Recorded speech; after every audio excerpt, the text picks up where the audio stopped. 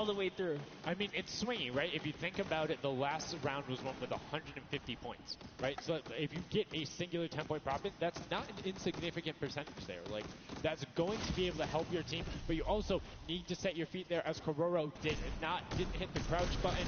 It was like, I see you wiggling a little bit there. Yoink. There's Ninja, Ryan, Fronta, Chappie, and many others still in the running here. Just kind of peeking around. You see Tyler shooting straight through the curtain. It almost looks like he's beelining his shots down the aisle there, trying to see if he can get anyone trying to exit out. Zan sees one pop up in the air, and I think he might have clipped that person out. Nobody is watching that side. Oh. Fishfam needs to communicate better right now. Nobody was covering that other side. We saw two teams able to get a decent run out. But right now, Llama Record Company still holding the lead, sitting at 100 points. But don't forget, Fishfam are up on top right now. Are the guards, which means they're not scoring points. He's so fast. Ryan Fronta is so fast here with this prop. Even moving it, he doesn't care. He's going all the way for it. But he's got to watch for traps. See the fear? He's like, you know what? I'm not even going to risk it. I'm going to wait here and get the secure point. So one important thing to notice, too, is Ryan is taking paths consistently that take him to the corner of the guard tower, because the corner provides you with a little bit of natural cover, and it breaks that sight line up. If you're only staring out in one direction, it's super easy to be like, no, that car was not there. I know it wasn't. If you're flipping back and forth across that corner piece, it just breaks up your field of view a little bit more, and it's that much harder to try and figure out what's actually going to hit. That's right, and oh boy, is MSYB going to be able to sneak this huge chuck in? Oh, he actually hit something there. He's going to sneak it right underneath. Lucky for him, the shot did not come back in time. But just that big archery target was almost enough to kind of block him right there. Venos gets another large object in as well. That's another 10-pointer for the Llama Record. It was fully processed here, so now he's at 130. Can the Cuddle Crew hold the lead here, though? Can they secure it? All the Llama Record Company needs to not score right now, and they'll continue to kind of stay in the lead. And you can see Scissors is hitting a ton of shots. They're trying to get the retribution as the guard, and now we're heading into our final round of match number 2. So we'll see who the guards are, see what the stakes are, and who will be able to take that #1 spot. Again, first place, $55,000, and that much closer to Silver Llama #2. And again, we have the Cuddle Crew and Llama Record Co. up on defense. Let's check out that scoreboard. And Cuddle Crew, Llama Record Co., first and second. Who will be able to overtake them? And they are so close to 5 points separating. It's a battle for first and second now. Yes, Lackland and the rest of his team are trying their hardest. They have to stop people from scoring. If the Chicken Champions get up, they can just easily snag this away. But for now, they know the Llama Record Company cannot. They can't take them over. Ooh, I thought he was going to shoot that car. He knew it wasn't there. Nice. Finds the box right around the corner and then gets another one right after. Blind fire through the shade as Rubius is looking to post up there. Spanish YouTuber trying to find a way in, trying to lead his team, and they've overtaken the Llama Record Co. with plenty of time and are tied with the Cuddle team. Any singular point now will put the Chicken Champions as our match 2 winner. They need so one prop. That's right, they're so close here. Magma trying to hop on over. Who's it going to be for the Chicken Champions? Who's going to be? Do you think they get a 2-point prop? They have the scoreboard in front of them. They know they need only that. Do you think they run one in, or do you think they stay with what they're doing right now? Honestly, I think they're just going to stay with what they're doing. It's working. Why break the formula here? They have over a minute to do so.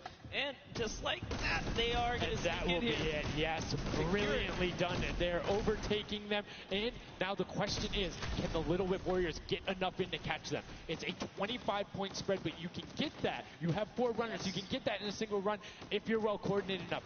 Will they be able to catch up, or can the Chicken Champions edge it out and be our match 2 victors? That's right, because the Cuddle Crew is now bumped out. The Chicken Champions are holding it. Little Whip Warriors have scored, though. 1 minute left here. Uh-oh. Raven's Revenge coming up as well, as is the Fish Fam. This is actually getting closer than we would have thought. They're close to pushing out the Cuddle Crew and the Llamas. Yep, and Little Whip Ninja also getting the 5 points there. Will be able to overtake. Don't forget, you don't want to end up 4th to 8th. It's all about at least breaking the top 4 to get a little bit of the differentiation there in the prizing. But the Chicken Champions are pulling ahead. They're keeping that 25-point difference so far between the Little Whip Warriors. Little Whip needs to find a coordinated run with 10-point props in these last 30 seconds, or they're not going to get it. Meanwhile, Bensor running that statue in, trying to lock up everything he can for the lead, and he's being extremely patient with it. Taking a corner run, finding everything he needs to do. Little Whip does get a 5 and a 10, and they're still now only 20 points behind, but Bensor is going to be able to lock that one up from there. 5 points, 25, 15 seconds left. The Chicken Champions are sitting pretty. Yes, that's right. If the Little Whip Warriors don't score big right now with all big props, it's going to be all over in 3 seconds. And it's not going to be enough here because the Chicken Champions, they actually pushed the lead even further. Did you see what happened at the last second? They did score. No. Raven's Revenge grabbed the 2-point prop, hard ran all the way through, got it in, right? And then that pushed them from 4th into 3rd. When we talk about every little interaction mattering, that was it. But the Chicken Champions, one might be able to say that was excellent. They were able to tend to defend that title for the match 2 victory and putting them in a good spot to contend for the set 2 llama. You can see the excitement there on their faces as they just realize, hey man, we got this. We're in the running here. The Junkyard Juke could be ours. And you can see they're still talking gameplay right now. Like, they want to know, what can we do more? That play you did right there was awesome, but they want the next one because there's 3 matches for each one of the sets. And a win there would put them in a fantastic spot to get the 2nd Silver Llama. You need that in order to be in contention. And if they're able to split it up away and deny it from the Funky Fighters, the field's wide open. Yes, it's not over yet. That's just another team who takes a victory here, making it that much closer of a running so far. And we saw the Ravens Revenge kind of sneak up too. You need as many points as possible. The bigger the placement, the better the prize as well for the round. So you can't just give up either. You got to push it all the way to the final moment. And hey, hats off to whoever's call that was on Ravens Revenge. That was a brilliant decision, showing exactly why you were able to qualify for the Fortnite World Cup Creative Finals, why you're playing on that stage. Those are the big plays, but again, brilliantly done from the Chicken Champions. Consistent runs, stuck to their statues, stuck to their routes, and took the corners. And now we're actually going to have a chance to talk to our Chicken Champions, the Match 2 champions. Zeke has them up there on the top floor. Zeke, what do you got for us? What's going on, guys? I'm hanging out with the Chicken Champions, guys. That game was insane. Feathers were flying, and you guys clutched it up. Did you figure out the strategy? Because you guys were well and ahead of everybody else. Yeah, we practiced yesterday, and everything is thanks to this guy. This guy always goes for the 10 points, always, and he always gets it. So thanks to you, man. All right, then I'm coming to you, Mr. Carey. What was the strategy? How did you get the 10 points in there? Was it the same every time? Did you switch things up? Yeah, go for the 10 points each time and do the same strategy, and it seems to work. So in this intense game of red light, green light, were you like stopping early, or were you just like going as far as you could go and then waiting for someone to spot you and stopping, or what was your plan? I'm taking it very patiently. All right, now over to you guys. What do you guys think of this game mode? Has it been everything you thought it's been? Yeah, it's great. We had a game plan. We definitely did what we came to do, and that's what we expected. So. Very well executed. You did not lay an egg. All right, final question for you. I want to give you the chance to tell the world, all the fans something. What do you want to tell them? Thanks for the support from Spain for the other world, and my team is it's good in this mode, and will we win the next match? There you go. The excitement is real. Gentlemen, congratulations. Best of luck going forward. We're sending it back your way. Brilliantly done there from the Chicken Champions. Thank you so much, Zeke. They're excited to be there. They stuck to the gameplay. And shout out to Bensor. The one thing he was looking forward to on this trip, he wanted to play in front of a big crowd. He got that moment, running through, securing that for the Chicken Champions. And immediate El Rubius turned to him and was like, it's all him, man. He put the team on his back or put the team in his dumpster. I don't know. That normally that wouldn't be a good thing, but in this circumstance, hey, it worked out for him. Yeah, another prop to Kyoto as well. The only or one of 2 controller players here, in the creative finals. So very nice of him to kind of represent for those guys as well. And again, just showing that he's got the moves out there. He had the moves, was able to find the right angles, and now we've seen some developments from match 1 to match 2. Yep. What was the big thing that stuck out from you that was different? In that last one, honestly, finally seeing someone pick up those 2-point props, right? Using those are points right there. But with that, we'll jump over to Bala. We'll take a fun look at some of the things that developed in our last few moments.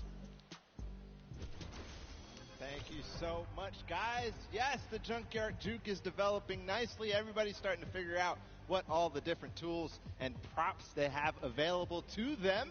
So with that, we're going to hop into some of the tips and tricks that I've seen from the Junkyard Juke so far.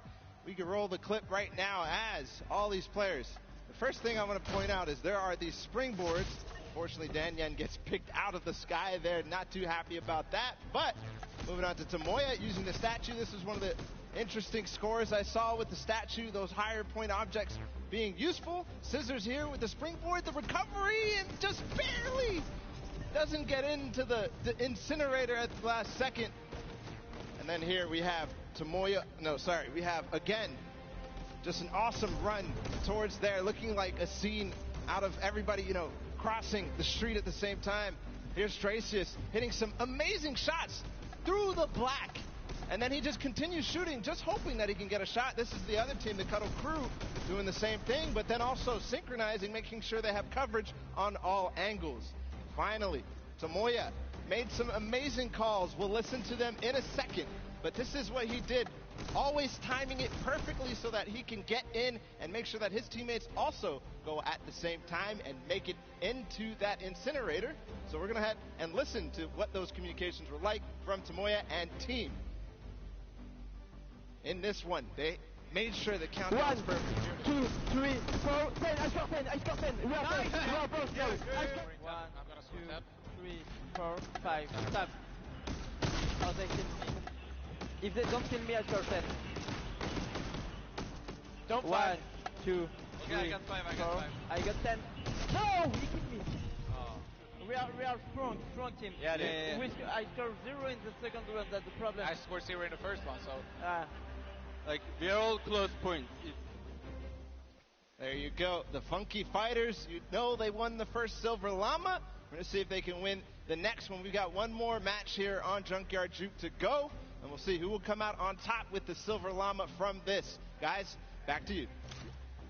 Thank you so much, Bala, for that great breakdown. Listening to the comms, that's one thing I hadn't considered. I always just kind of like, yeah, it's going to come up now. But these guys all on comms talking, have one guy counted out. That guy's just like a metronome, make sure he has it on the dot every single time.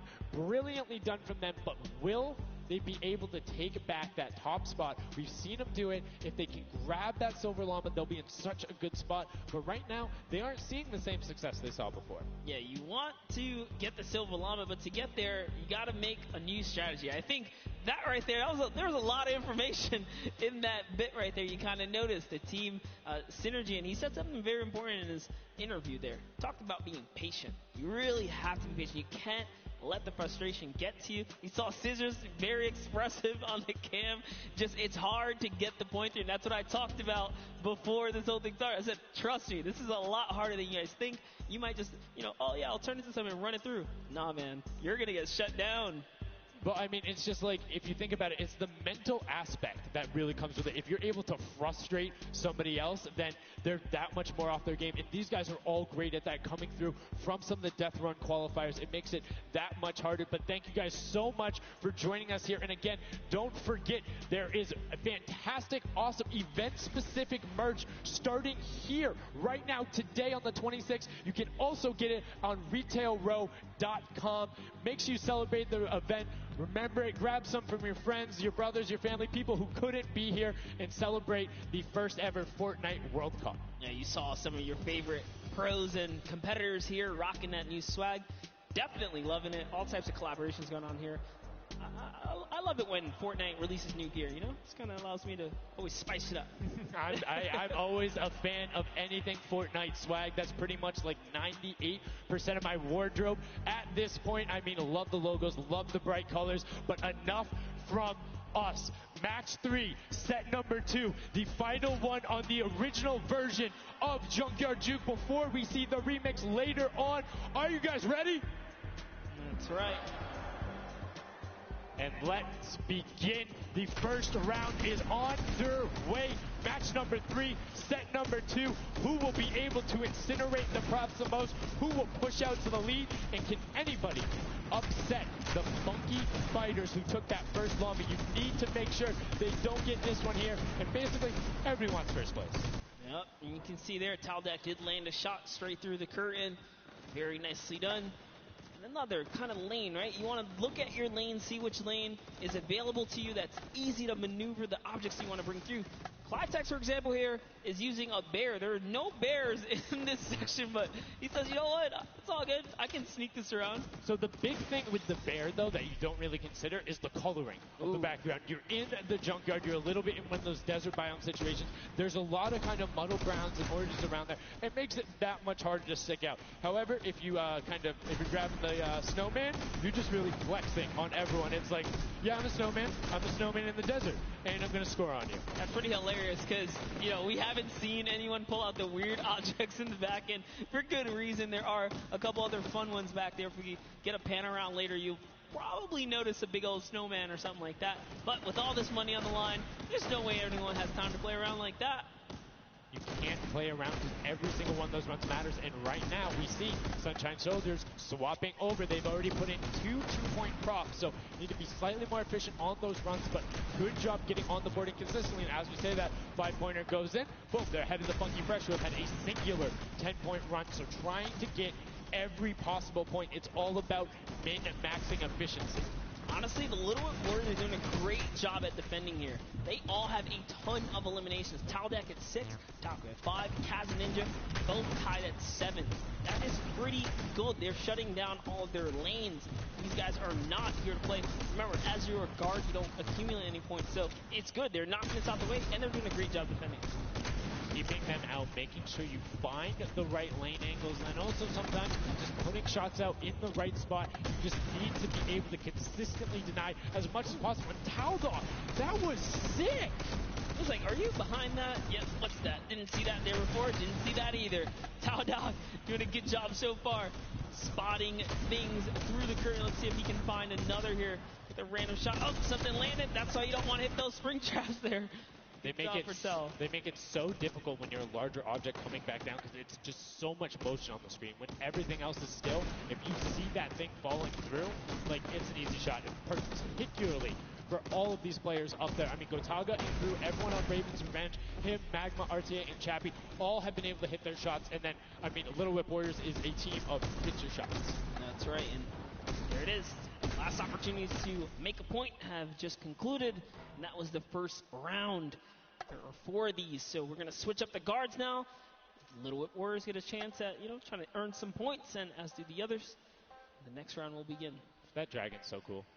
That's so cool. Look at that. Almost looks real. Yo, shout out to the observers. That shot right there, that's really cool. Big fan of it going out. And as you can see now, round 2 is underway. This is the final match on Junkyard Juke of set 2. And right off the bat, 2 archery targets and a water heater marching on out. Yep, that archery target is worth 10 points, though. So if you can bring that all the way through, it's one of the, I guess, smaller, large point objects. Magma doesn't even care. He's impatient. He saw the blinds open up. He just kept going. Zavenoff did pump the brakes, though, even right here. And notice, it stops very early. He's just trying to blend in and get as many points as possible right here. Ooh. Did get picked up. It might have been the book there. That's the one thing that you need to note that makes it very difficult about the bullseye or the archery target is the fact that because it has those placed legs, you have to be deliberate about where you're setting down. Otherwise, you're like, boom, right there. That book would be a giveaway if somebody decided to look down and double check that box. But there's 6 other boxes around, so relatively safe. Good path chosen there from Tyler, and opts to stop and being, a little bit of patient, and might have cost him there. I think he would have had it if you just go full send, and I think he thinks so too. It makes me laugh to see him scratch his head, his jaw drops like, oh, being so close and not making it through is so unfortunate. Taldeck is going to find a little bit of success there as the Suezo, and we saw Alex J for a bit, is very close to scoring as well. Here's Zan from the Fish Fam, representing, hugging really close to that cactus. So long as he's not pushing through it, yeah, he is going to be able to sneak on out. He kind of hiccups there. He's going to go all the way. He doesn't care if the curtain comes down. He sneaks right underneath Tomoya. and his team up top. Funky Fighters are at 35 points now in the guard tower. They can't earn any more. And that was a great run there by Zandy Knight. You see Svenos waiting till the blinds go down, making sure he can find an angle, and then pushing in towards. Needs to be careful of that spring right there, but doesn't matter. Gets picked up anyway as he's like, hey, there wasn't a card there before. Alex JJ now looking to find a run. You can see Fish Fam and Llama Record Code currently hanging out at the top, but again, haven't had the chance to be up there, so can be expected. Alex JJ now 2 targets, both running out. Good stops at the same time, but particularly if you have 2 people taking the same path as the same item, it kind of has a little bit more of a benefit because you're like, yeah, those were both there, but mine. There's no way those are both props. That's what I was going to say. I was like, you know what? Honestly, if you see a bunch of the same things, they blend in a little more. It's when something's an oddball that you really start to shoot. So maybe it is a good idea to time it, right? But there's split spawns, so you don't always consistently. There's different spawn points around the map that have the different exits as you go out, so you can coordinate with a teammate. Or what you can also do is sort of bait somebody else to do it, right? So you see somebody who's running an archery target, and you're like, okay, I'm just going to grab that too, and then you follow their path. And if they get picked up, oh, well, you look slightly more natural, particularly if you're that much more patient. And you can see Svenos is actually doing that right now with Carnifex, both of them going into the box. Svenos does hit the spring, is hanging out behind the car, and will get the score. That was a great run for him. Yeah, he actually recognized Horazy was not looking down in the right direction, so he took advantage of that. Funky Fighter let his guard down for just a second there. He did manage to sneak on through, so that was the big point there in the final seconds as this round is now coming to a close there. Next round is going to begin. We're going to switch up the guards. Take another look. And no dancing, just props and shots going out from the guards. Round 3 kicking off in the final match of set 2 at the Creative Finals. Who will be able to take that second silver llama? And right now, you see Bensor is going in for the 10-point prop right away. Kutu does get the Mimic, but then opts to go for a different route as players are starting to feel a little bit of the pressure here. You can tell they need to score points. It's the first time we're starting to see some gnomes out there and another teddy bear on the run. That's right. Kantaka representing here. He's putting himself straight behind every object that he can. I love that they're using the smaller objects. It's so much easier to score with those. When you bring those big ones out, it really is hard. He actually put himself inside the truck. You see that? He's following Kuta so close here. Just got to use him as bait, really. As you get behind him, he's safe. Yep, because they don't think they're going to fire twice in there. That's the benefit of it. But right away, you see Kaz, Taco, Chappie. Great little run there from the Little Whip Warriors. That's going to push them back into contention. There's 65 points currently, but a dumpster going in from Hand of Blood. There's another 10 points for Llama Record Co., pushing them up to 90. And they were the winners of that first match. So if they can hold on, they know they'll be the guards in the final round. They need to build up as much of a lead as possible here. Carraro actually has 15 eliminations, so he had a super successful guard round, but the Chicken Champions need to get picked up here. They need these points, and there it is. He's doing a lot of work for his team, showing that, hey, I can push this up here too. Just gonna go ahead and take that 5-pointer, throw him right over the Fish Fam now, and they're in the top 3 running. That was a great run from him. Corner peeked the entire time, made sure nobody was looking for him. Like, he was barely fighting, but right now, Bensor coming through. The Chicken Champions, can they overtake in the last minute? That's 10 more points. That is going to go through for them, and it starts pushing up. Llama Record Co. needs to get in some runs. The Chicken Champions will not be on the defense with them for the last one, so they're pushing it through. Right now, it is the Sunshine Soldiers and the Fish Fam up there, so they're doing their best to delay everyone. Sandy gets picked off by Tyler, and now Carnifex is chilling in the back on that rusted out car. Hand of Blood just barely avoids the shot. Saw the hitbox going through there. The Tracers finding a way through the window, but not enough as Traces gets in. 2 more 10-point props also going over, and we're seeing, I think, a little bit closer of a score here, minus the fact that the Chicken Champions haven't shot yet. Yeah, this is pretty rough. Neither have the Llama Company. The Llamas have not shot, went into the guard tower at all. You can tell because when we go to their POVs, they don't have any Olymps, so they have not taken a run yet. Yes, excuse me, I misspoke there, meaning the Chicken Champions had already shot. Oh, the fact that they're already up so to second. they're doing great. Llama needs to press on it. The only team who really has a definitive lead right now is the Chicken Champions. Effectively, they're up 30 points on the rest of the field because Cuddle Team and Llama Record Code both have to shoot next round. Oh boy, so if they can't secure a big lead here in the last couple of seconds, if something can't get processed, oh, the poor burger at the very end. Burger did not get processed. We like it, never frozen there. Brilliantly done. Doesn't find it. Great work from coming out, and Carnifex doing a great job. Round 4 will begin. It's going to be the last match, and we're going to see what the line is going to be. Who is up in the tower? Who will be able to defend? And can they hold them off? Again, it's Llama Record Co. and the Cuddle Crew up there. Go Tigers. It's already up there. And you can see the Chicken Champions were able to connect, so it's all about can a Little Whip and them catch up. They need a fantastic run, and they have to do everything to deny them, and you can see right away already tunneling in on those 10-point props. Yeah, the Cuddle Crew cannot earn points. The Chicken Champions already have the lead. They just kind of continue to press on here.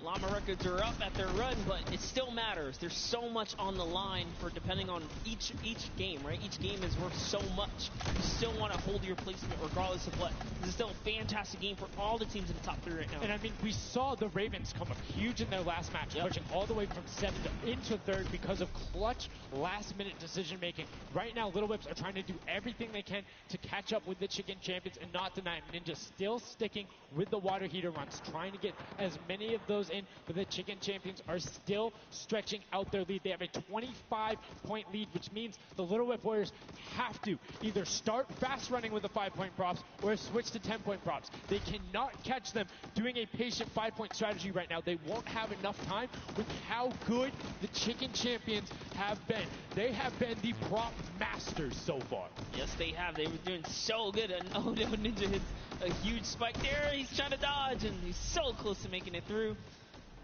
Very, very close. Here comes a 10-pointer from Taldock. Sneaks it right in. That's great for the Little Whip Warriors. That's actually going to throw them over the Llama Record Company right there. Cuddle Crew actually is somehow up. Look, the Little Whip Warriors actually went to 2nd place now. They're so close to overthrowing the Chicken Champions as well.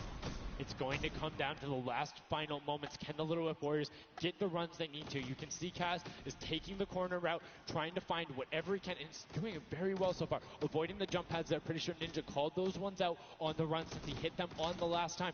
You can see they're only 20 points down. They're all on 5-point props right now. They will be able to do it, but all of a sudden, Fish Fam is right there as well. They're only 25 points out. Here comes a rotation of prop. 5 points will be coming across for the Little Whips. Fish Fam also getting it, but Cuddle Crew does finally get pushed up there. Brilliantly done.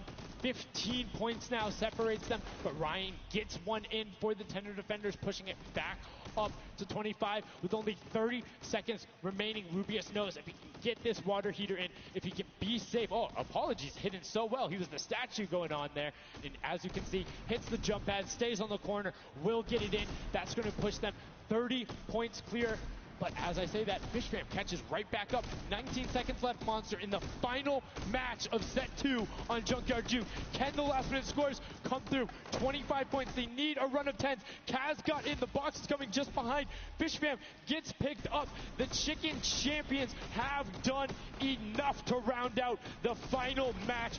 Brilliantly done in match 2, repeat at match 3. They are the Chicken Champions. Excellently done, and they defended their crown. That's right, and you have to give props to everyone else that managed to kind of hold a top 3 lead, especially right there in those final moments. Little Whip Warriors, the Fish Fans really coming up at the end there, bumping up their prize earnings, because every round everyone's a winner, but you can earn just a little bit. You can win a little bit more. Yeah, it was just brilliantly done there. And these are actually the creators who helped with this. Brilliantly done from them. Some fantastic gentlemen. Thank you guys all so much for your help in making this mode come to life. Some fine gentlemen up there, the creative builders, were at that game jam out there, spent hours and hours, and it really blows my mind to see what they're able to do in this creative mode. Because, like, I'll go in, I'll play some stuff, yeah, I think I'm pretty good, and they're like, oh yeah, after 20 minutes I have this full game mode, here's how the scoring works, here's the barriers. I'm like, and that's the magic of creative, right? These unlimited possibilities, really, when it comes down to coming up with these game modes. We've seen tons of fun ones obviously develop, not only for the creative kind of fun side of the community, but the comp side as well, right? There's plenty of great game modes out there. Yeah, shout out to all the guys out there playing Storm Wars. We know you guys enjoy it, but that was a fantastic way to close out set number 2. And honestly, I enjoyed Junkyard Juke. It was fun to see kind of the definitive playstyles come out. Patience ended up being key, but players started finding the diagonal runs, knowing that, like, hey, I'm going to stick with the statue because this is my comfort, or like, I know on this run I can be blocked by this tree and this dumpster, and I only show myself once. But again, brilliant from the Fish Fam and Little Whip Warriors to push up and pass those guys in the last moments, pushing them into the top 4 and earning just a little bit more of that prize money. That's right, because they want it all here at the Fortnite Creative Finals, and it's going down. So, you love to see it. We've seen a series of, I guess, different people succeeding, right? And all of these, the Chicken Champions really kind of came out. Well, that's what, again, I love about all of this and about creative. There's so many different skills that Fortnite isn't all about one individual thing. You see these guys, and what they're doing is incredibly well. Able to execute the game plan, talk with their teammates, come up with something new, and the Chicken Champions elevated. They were clearly better than the rest at Junkyard Juke, but the question is, will that continue when we get into the Golden Games? Right now, we're going to get a chance to speak with the Chicken Champions, who's up top with Pooks. Pooks, what do you got for us? Thank you so much, Sundown. I am down here with the Chicken Champions, who surprisingly didn't fly the coop. They put on an absolute clinic today in the creative trials. I'm here with Rubius. Now, you guys won the last game as well, so 2 in a row. You guys had a pretty great strategy. Do you want to kind of talk me through that a little bit? Oh, what can I say? It's the power of Norway, the power of Spain, and the power of Detroit. Like, we're crushing it. And we're a chicken, so we're good at hiding. Like, we're not good at shooting and stuff, but at hiding, we're the best. The best strategy, I think, is, well, let him take the big stuff, and we are like the supports. Like, we take the small stuff, the 5 points and stuff like that, and the trick is, don't tell them, anybody, but the trick is to go in the corners. Like, no one is watching the corners. It's insane. So no one is watching the corners. I hope all of your competitors did not hear you just say that. Now, he said that you were in charge of taking the big items. Does that put a little bit more pressure on you? No, it's good. It works good, so. So you guys have a ton of confidence now. You have won 2 games in a row. I'm so excited to see how you all perform in the rest of the day. Going into these next games, do you have anything you're going to change, or are you going to keep things the same? We're just going to keep things the same, stay consistent, keep well ahead, play slow. That's really it. So. And finally, just for you there on the end, I just want to talk a little bit about, you touched on the diversity of this group. Yeah. Now, I know you guys have really not played together much before. What has that been like, coming together, playing here with your teammates from all over the world? It's amazing. Share these moments with my team, and the next mode, it's amazing. And bueno, this parkour, I think my team is very good in parkour, and I win. We win. You guys are so confident. I love it. Hopefully that carries on into your next games. Congratulations again, guys. Thank you so much. Sundown, back to you. Can I send some love to Twitch chat? Oh, Let's go. Twitch chat. Twitch chat. There we go. It's everywhere, man. Thanks for the plug out there, El Rubius. Fantastically well done. Love to everyone all over, no matter where you're watching, whether it's Fortnite.com/watch, on Twitch, on YouTube, in client, you're loading up all that stuff. Thank you guys so much for all of this and being here. Set 2 is done. It's wrapped up. But, I mean, we saw a big shift in the gameplay. We saw a lot of different changes going on, and it's going to be interesting to see what ends up converting into the Golden Games when we see a little bit of a remix on it. Not going to spoil any surprises. I know, it's fine. But I'm just curious to see who is able to then take their gameplay and enact it when you get to think on it. Because you get to then process and be like, okay, we were this close. We were right there. If we had maybe like a little bit more aggressive, or like maybe if we were a little bit better on defending, or maybe one person picked a different lane, the result could have been different. And these guys have been so good at adapting to the circumstances that I have no doubt that the Chicken Champions aren't just going to comfortably sit on top. Yeah, not only that, they gave away some strategies, so we'll see if Bala outside can, kind of break that down and see if he can give us a little more insight on everything. Thank you so much, guys. The action is heating up. It's also heating up outside. Trying to cool off a little bit here at the Fan Festival, but awesome games of Junkyard Juke, and Chicken Champion seems to be racing away with this one. We're going to take a look at some of the moments from that last game and how they won. So here, first off, just having a good time in the front, and also maybe flexing a little bit their trophy that they may have just secured in terms of a llama. We'll find out that later. But their strategy the entire time, they said it before in the last game, they're just trying to go for the high points. They're just trying to score these, at least getting not those 2 points that Monster was advocating for, but go for the statues, go for the boilers. all those things that net you tons of points, and that's how they came out to a lead. Here it is again, them just cheering on. We have the reactions from the Chicken Champions on their win as well. Nice trophy lifts. Maybe they'll be doing that later on here. The statue using that to get above the opponent's vision, their field of view, so that they can't see, they can't hit their shots, and the reactions of the win. Just bliss as they win their second game there on Junkyard Juke. Absolutely amazing stuff, guys. I can't wait to see who's going to earn that and who's going to continue on towards their path to the Creative World Cup champions. Thank you so much, Bala, for that in-depth analysis. Now, I know you guys want to see the standings. We want to see them as well. Unfortunately, there was a slight little hiccup. We want to make sure everything is right. This is a huge moment for all of these guys up on that stage. So while we sort that out, we're going to go to a quick break. And when we come back, we will have the standings after set 2 and then move into set 3, which is the world premiere, never before seen world run. So if you need to go do anything, go do it now. Take your bio breaks, take care of everything you need, and then we will be right back.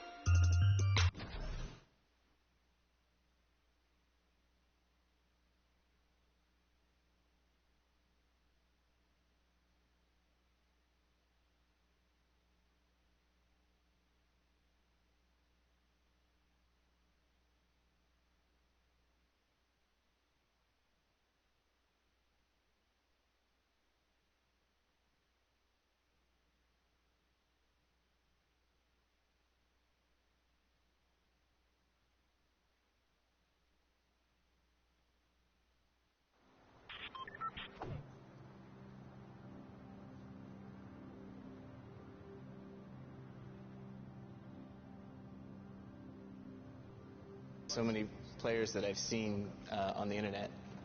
My favorite place to drop is Fatal Fields. If I win the Fortnite World Cup, first I want to buy a house, and then I'm going to eat a lot of food.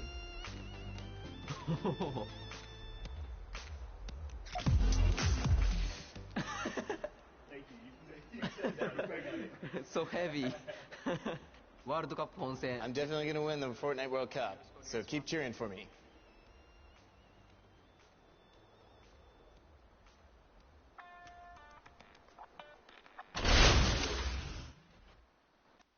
Hi, I'm Fortado and I'm here to compete in the Creative World Cup. I competed in most of the trials and I was really excited when they announced the bonus weeks after the original 5 were over. And I competed in the daily 100 level map and the speed on 100 level was really good. I really enjoyed it, like all the different styles of maps insane death ones that there are, and I enjoy speedrunning them and trying to get as good as time as I can. At the moment I found out that I qualified, it was just insane. I wasn't sure if I was going to before that. It was just crazy. But, yeah, and Fortado and the Sunshine Soldiers are going to win because we have 2 captains, so we're twice in the What is going on? We're getting some good practice here with the Fortnite Creative Finals happening very, very soon. A lot of first thoughts, first looks at the Sky Station Showdown, which is an incredible map. It was a great map. I mean, it mixes a huge new element into the game. You know, you got to protect the person with a sword, capture the objective, but my team, great teamwork, and, you know, we kind of pulled through at the end there. It was awesome. 1,000%. You know, so being able to kind of get your hands on the map, you know, before obviously the big moment. It's huge. It's huge. So, like you said a second ago, this is a brand new way of viewing Fortnite and playing Fortnite, which is incredible. Exactly. It's super exciting to see what people come up with, and then also turn it into a competitive aspect. Nobody can even make this tournament, so. It's amazing. So, any general kind of thoughts, concerns, maybe about strategy? I don't know. You know, I think we won, so we know the strategy. All right. Listen, this is practice still. We've got the big moment coming up very soon. But do you want to shout out your team real quick? Yeah. No, we've got some speedrunners in our midst. Actually, we've got Tyler, we've got Zan, and Suzu. They are all speedrunners of death runs. And as you know, later in the Creative Cup, there's going to be a death run involved level. So we're going to take that one on. Inspired by the creative man, Scissors himself has made many a streamer, many a content creator very angry with a death run, myself included. Great job with the practice round. We'll see you very soon.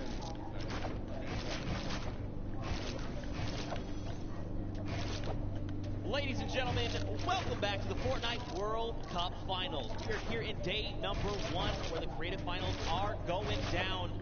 The stadium is jam-packed with fans from around the world who have traveled here not only to watch us crown World Cup Creative Finals champions, but also solo and duo champions as well.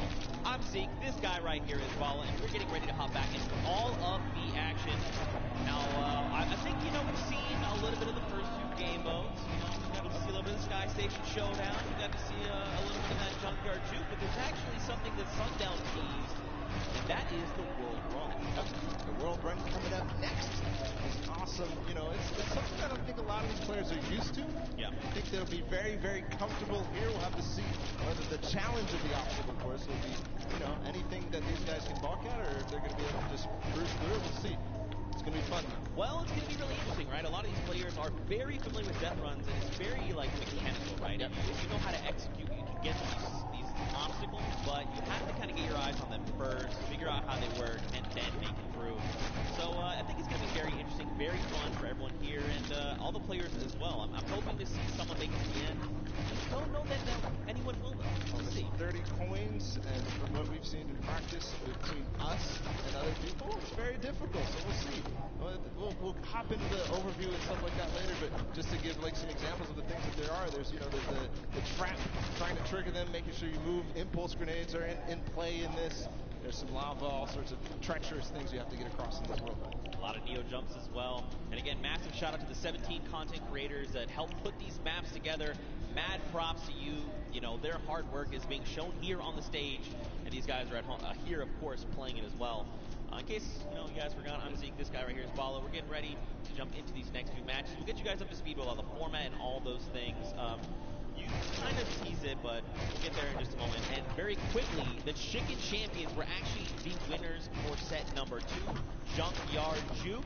Let's take a look at them right now. They were overall victorious of that last set, and there you go. The Tender Defender is there in person to congratulate them, Bala. Rubius and his team, they worked hard for it, and they are the victors.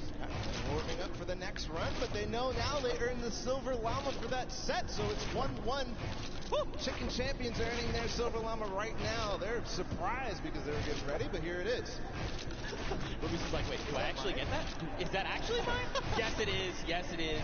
So, you know, they are the current set winners. They have a Silver Llama for themselves. So that's now 2 different teams that have a Silver Llama. With only a few set matches left to go, I believe, if the Chicken Champions can secure themselves a second llama, that would be huge for them and their team, but we'll have to see how things go for them. And the timing of the Silver Llama could come earlier because they're about to hop in. This is definitely a booster for them in terms of their emotions, in terms of their confidence going into the world run, because it is precise, it is difficult. You have to make sure that you hit it, otherwise you're wasting time. It's going to be a race between these guys to get as far in as possible, so that confidence boost is going to help dramatically in this last normal set. Yeah, for sure, and it's actually a race, the world run. It is similar to a death run with a bunch of obstacles. Let's go ahead and talk about that and everything that surrounds it. There's actually 30 coins in the map. Whichever team gets all 30, the fastest, or as many as possible until time runs out, will be the victor for that round set. Like I said, these are insanely difficult obstacles. I'm going to be honest. I'm going to be forthcoming. I'm going to be vulnerable with you, the Fortnite fan. Listen, the farthest I got was 14. It's not bad. Okay, it's actually, and I'm by no means a death runner. By no means. Are the best.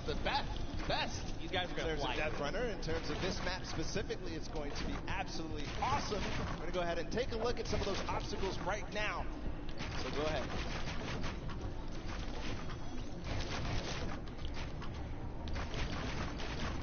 We're going around the world in this new creative team, Death Run.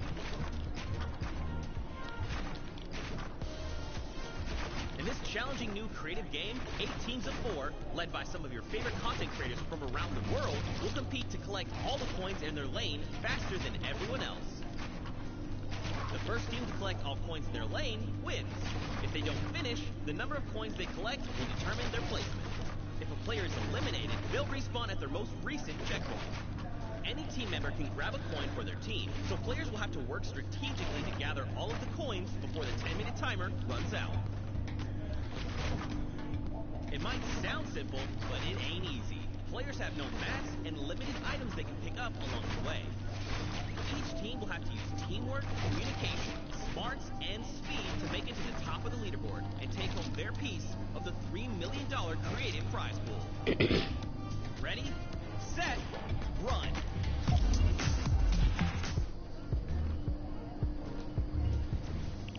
Zeke, I do not know how you just did that while you were here.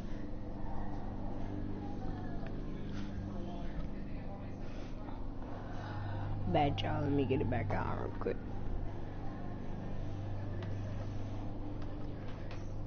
This thing will hurry up and load.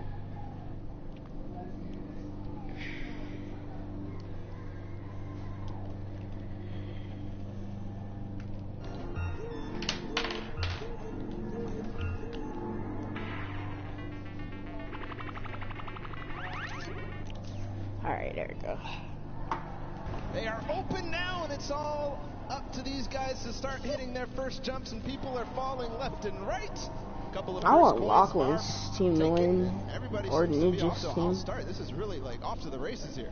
Man, Four Turtle and Zan or are Scissors already team. flying through these first set of challenges. Again, these are the very, very top of the best of the best of the creative world, right? They've worked all 8 qualifier weeks long. They've made it through with their team captains, and now they're here. So once they figure out these obstacles, be prepared to watch them fly through them. And the first couple are relatively simple. There's the double doors, I think, are probably the first one that you have to kind of know or see it in advance. And then here, the impulse jump into the tire, into the castle, and 3 players have already made it all the way there. It's neck and neck between most teams right now, 10-8. Bro, I'm so mad. Do you understand? I literally had to play this to completion, all 12-minute rounds, 4 times to make it halfway, which this is the castle. And these guys got it in like 3 minutes. I'm upset. Oh, this is why they're the World Cup creative players, and you are not. You're casting. That's cool. I'll hold that L, I suppose. I'll hold that for sure. So there's a few challenges here in the castle here, Bala. But as you saw there, Karora actually took a little peek at it. There's these little bumpers, and that'll actually send you upward into the next basically tier. So the most optimal strategy here is actually to leave two of your teammates behind, send 2 up to try and gather more coins faster. Because otherwise, you're just going to dedicate too much time, and you really want to maximize your time in this world run. And there's definitely a couple coins that you want to get as fast as possible through here. They're trying to get the half slides through with the chiller traps. Right now, nobody seems to have figured it out just yet, at least in the view that we're watching. But meanwhile, the Fish Fam and the Sunshine Soldiers are up to 13 now, but still neck and neck. I believe all teams are now inside of the castle, and we call this basically the first kind of tier of the difficulty for these obstacles. As they move up and go past this, they will become progressively harder. Yeah, and again, this is the first time these creative players, qualifiers, have seen the world run. They've never seen it before. They have just, they are mad.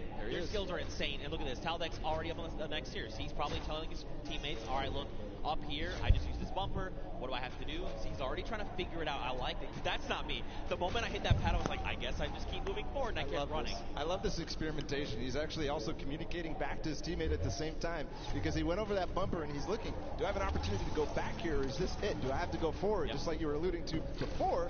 And now he decides, okay, he tells exactly what's going on to his teammates, Ninja, Kaz, and company, and they move forward.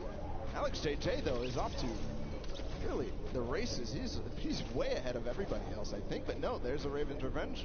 No, it's Svenos. It's his teammate. They're moving. They are moving. So what's tricky about that last jump there is those little directional pads will give you forward momentum, but in jumping you lose some of it. So you actually have to make it in a straight run. There you have to trigger the trap, get the impulse to make that precise jump, land on the other side, trigger the trap in one failed swoop, while also taking a step back to keep yourself safe. Now there is a little few secret ways to kind of trigger certain traps or get around certain obstacles. We'll have to see if these players discover them. But like you said, man, Svenos is destroying the game right now. Just unbelievable. And this isn't even a team that qualified from a death run or elimination run or even a speed run. They qualified from a survival map. And he's doing things like this. He is leading the pack. There's a Fish Fam up ahead of him, though. Yep. They're not hitting this just yet. This is so precise. You have to change the altitude. Is he going to hit it? No. Second try. Here's Suzo. There you go. First jump. Now this is the impulse. You want to send you a little bit forward. Now this is one where you want to get height. You got to throw it. Try to get on top of it. No! Just barely, Suzo. And he's at 21 points right now in third in terms of coins. And it's all up to timing, I think. Zeke, we might see this end in the first match here. In the first round, they might end up completing everything because they still got 5 minutes to go. Well, we'll see, Bala, because here's the thing. That obstacle there is called the ice jump. But this next one that Fortnie has added, we call this the double danger. Let's just look at this real fast. This is really tricky. He already knows. He's already downloaded. He already knows what must be done. So you actually have to double hop, double bunny hop, land on the edge, take a step back, trigger the trap without being eliminated, right? Then you can walk up this small ramp. Then, depending on how you want to go about it, you can just go forward. He actually makes... Okay, I'm a third try. I'm leaving. I'm done. Fortnie. And he gets the coin in one swoop. Oh, my. But one thing, we have to look at the scores right now. 5 minutes to go. Fish Fam is at 26. They only have 4 coins remaining. But everybody else is starting to fall behind. We're starting to see the Fish Fam come way out above here of the rest of them. That's because they probably have the majority of their players through. The majority of the players are collecting those coins. There's Fortnie. He makes it through the double danger, collects the coin. Now, what do you do from here? They get up. Man, this guy is absolutely insane. There it is. And for Fortnie, it's funny because he's just excited about being here, able to compete on the stage in front of thousands of people and all of his peers. And bro, he is just slaying it right now. Oh, you gotta be careful. Okay, all right, yep. Everything's fine. Now you gotta make the jump. You got the one hop. You gotta be careful. That is... Gotcha! That is trap, baby! That is the first time I've seen that. I've seen the theory. I mean, I've heard it theorized, but I haven't seen that yet. But Fish Fam, I was wondering. It's Scissors and company. 26 points. They're not at the same point that the Sunshine Soldiers are at, but they're at 26 total, the entire team.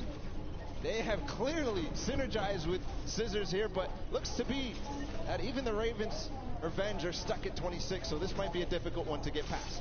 Yeah, this one, so the tricky bit about this one is there's actually no checkpoint in between here and where you need to get to. That's what makes the double danger, that double dangerousness. 26 points across, and there's only about 3 minutes left, so these guys really have to focus up, try to get through. Now the key thing going forward is, again, this is a test of speed, right? So a lot of these players are seeing the traps, they're making it through, memorizing kind of what they have to be doing to make it through the obstacles. Dan's already through. And that means when they get to come through next time, it's going to be that much faster, right? They're going to be just tearing through all of these obstacles like they're nothing. Hand of blood, Lachlan, here we go. Two captains. Hey, this is important too, because they still have coins to earn on their own. Right. They're all the way in the back. They're not earning the coins. They're not helping their team out in front, trying to figure out the obstacles. But two captains back there. Ooh. Okay. All right. Trigger the other one. Yes. All right. Land on it. Trigger that one. Dude. Is he going to get it? Nice dodge. Ooh. This is insane right now, and there's the second player to make it through for Turtle into the door. No! Nope. And look, you drop back down. So that's the challenging part. We call this thread the needle, right? You have to make it in one go. This is extremely difficult, and this is where a lot of these players are going to get caught up. But Turtle is a legend. Look at how methodical he is. He's insane. Look at these the precision jumps, man. He's not going to miss this ever again because he already knows that trap, unfortunately, was timed at the wrong time for Clytax, but he's up above. Let's see what he can do here, going to try and attempt this again. Trap above. When he lands on that, he has to jump at the right moment, then slow himself down for Turtle from up above. Still back. Nobody has passed this point just yet. All right, first trap, second trap. Hop across, take a step back. Nice. Across, take another step back. Okay. He was trying to be a little greedy there. I respect it. You sometimes just want to land on that without having to kind of hop back out and kind of just risking that. So it's good that, well, it's not good. It's bad that he messed it up, but it's okay. This is Turtle. He's an MVP. We're watching him. This is crazy. And it comes down to this. There's a minute and 30 seconds about to figure this out. He got up here before, and he didn't make it through the door. He's not going to make it again. Unfortunately, everybody is hard stuck at 27 coins with 1 minute left. I believe whoever is going to be the first to make it through here might find themselves the first winners on the world run. 1 minute left. You got to be thinking, are they saying Ravens Revenge? Wait, they just got the 28th point. They might be through thread the needle. Next up would be, I believe, bump jumps. He did get through. We saw the end results up there. Made it through the door. Okay. Ooh, nice catching yourself. All right, you got to do that boost pad on the side. It's just disappointment and frustration in his face. Ooh. If he wants to secure this, he needs to try to get one more coin in the next 30 seconds because I think poor Turtle is going to be able to catch up. Here's the jump. Right. This is the first time we're going to see 25 seconds. Okay. So this is where you risk it all, man. This is it, the leap of faith. Watch these precision jumps. We've got 18 seconds left on. So these are these Neo jumps, right? You jump out and around, keeping that momentum. 10 seconds left here. 1 coin remaining for the Ravens Revenge to find. He just got to get around that corner. I don't know if he's going to be able to climb these staircases just now. No, he's given up. He says no. Everybody else is left in the dust. Ravens Revenge take the first world run with 29 coins. Not quite finishing the map, but I believe next time they might. Man, these legendary birds of the sky, they made it all the way up there, man. They were on the leap of faith, that last little section there. They had 29 points, and if they had made it up, especially if they made even just 2 people up there, they could have been kind of starting a rotation, right? You jump first, see how far you can make. I will follow. But the big key for them is now they know what every single relay is, right? So going into this next round, they can say, we know we have to do. Don't forget, make this jump here, do these little things to try and get through. And that could prove to be a very good advantage for them. Yeah, and they don't have the Silver Llama yet. They don't have anything in terms of Llama, so this is important. Any of those teams that don't have a Llama right now, they need to earn it if they want to be in contention towards those golden games. Of course, every match matters, Zeke. They are earning prizes every single match. And that's got to feel good, right, to have a stellar game here to get some of that prize pool. obstacle for yourself and your team, that's huge, right? Like, so much respect to these. Also, Turtle, what the heck? Yeah. What is this kid on? Yeah. Ridiculous. He was one of the first to achieve every single obstacle every single time. Finally, he got stuck on that one at the end. I don't know what you were calling it. It was a nice twist of the tongue, but just amazing there from Fort Turtle to be the first every single time, and then getting overtaken at the end. But, you know, next time, he knows it now. He's probably going to be the fastest to get ahead of everybody because he knows it all now. And you saw how mechanically good he was once he figured out the obstacle. So I think all signs are pointing.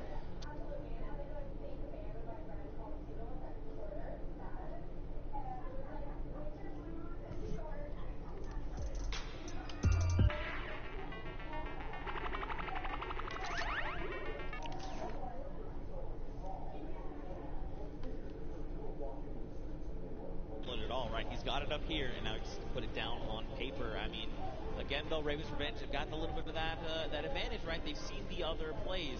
I think the big thing, though, is trying to get more of your teammates through to the challenges, right? Like, it's very difficult to try and get all four, you know, in one fell swoop, Raven Hunt. But if you can make it even just that second person, like the moment you start to miss and jump, you're like, all right, I'm going to be eliminated, just go forward. And maybe that person sees where you went wrong and is like, okay, I can make the jump, and then they go forward, right? And then you're just kind of constantly flying through, getting more coins, and getting where you need to be. Yeah, and there was also an aspect of covering for others as they made it through, especially as that castle point happened. We saw Lachlan and Hand of Blood, the two team captains, all the way back in the back, but their teams were still up there because they were covering for them, they were getting those coins. But next time, they definitely need to collect those coins as time progresses. Yeah, for sure. You know, I think what would be only fitting is to hear from one of these teams. Specifically, I want to hone in on the Cuddle Crew. We've got none other than Monster standing by with them to hear their thoughts. What happened here? Okay. All right, so here we have it, Lachlan. I know, I've heard from the grapevine, these guys and yourself actually qualified for the creative finals through a death run. And boy, oh boy, I just got to know what happened here. How did this translate? This is a death run. What happened, Lachlan? Look, the qualifying map was a bit of a puzzle death run, so, you know, they had time to work with it. It was our first attempt running through, so it was a bit rough. I don't know if you guys caught me sitting on like an impulse level for like 10 minutes, but that was fun. So we're not going to do that this time. Clytak's over here. He's our designated carry, so hopefully he can carry us harder in the next round, and yeah. I hear that. So now I got to come this way. Lachlan is dependent on you guys. What was going on? Was the death run, did it catch you by surprise, or was it just certain tricky moments that kind of choked you up and had you hung up there? I was a bit of confused in the castle because I didn't know where to go, and then the impulse jump at the beginning it just messed me up a bit, and at the end I didn't know where to go. It's just a bit confusing. I have one more question here. So you guys have not seen the death run prior to this. Do you think that kind of held you back? And if you have another run at it, which you will, do you guys think that second time around you'll kind of have the strategies down pat? I'm going to come down here with this. Yeah, I think that the first time around is always the hardest because, you know, you're kind of going into this environment, you don't know where to go, but the second time around I think we'll be a little bit stronger and hopefully we get better time. Absolutely, I bet it. So once again, this is the creative finals here. You guys, like I said, Lachlan pulled through with the puzzle death runs, but just showing the difference here. So we're going to send it back up to you guys at the desk. And again, thank you. You know, Lachlan, you are good at many things, but apparently you're showing the world you're not the great at impulses. But it's okay. You're going to have another shot in showing them that the original thought we had is wrong, because I know you can do this. I know you can. We had a chance to talk earlier, and you're like, bro, I'm the best. And I was like, I know that. Show everyone that. You just got to show them, Bala. You know what else we're going to show them? We're going to show them the standings after that first game in this set right now. Who ended up where in terms of the prizing and where they are on their journey to the llama at the end of the set. So it's Ravens Revenge obviously in first. They earned themselves $55,000 and that much closer to the silver llama. That's right, but don't forget, Funky Fighters and the Chicken Champions both have those silver llamas. That is going to be a massive determining factor going forward. You know, if you're Raven's Revenge, you are absolutely looking to try and snag that silver llama if possible, because that's going to put you in contention, right? Then you have to set your eyes on the gold llama for the tiebreakers. But all in all, to be able to kind of come through and win that prize money for you and your team is massive. They have confidence, right? And again, I think the only other team that stands right in their way right now is Fortturtle. This guy is a maniac. He's showing us that he is. Let's see if that happens here in game number 2. Sunshine Soldiers fell short, but Fortturtle showed us all what he was made for, and I think we're getting ready to go into the match.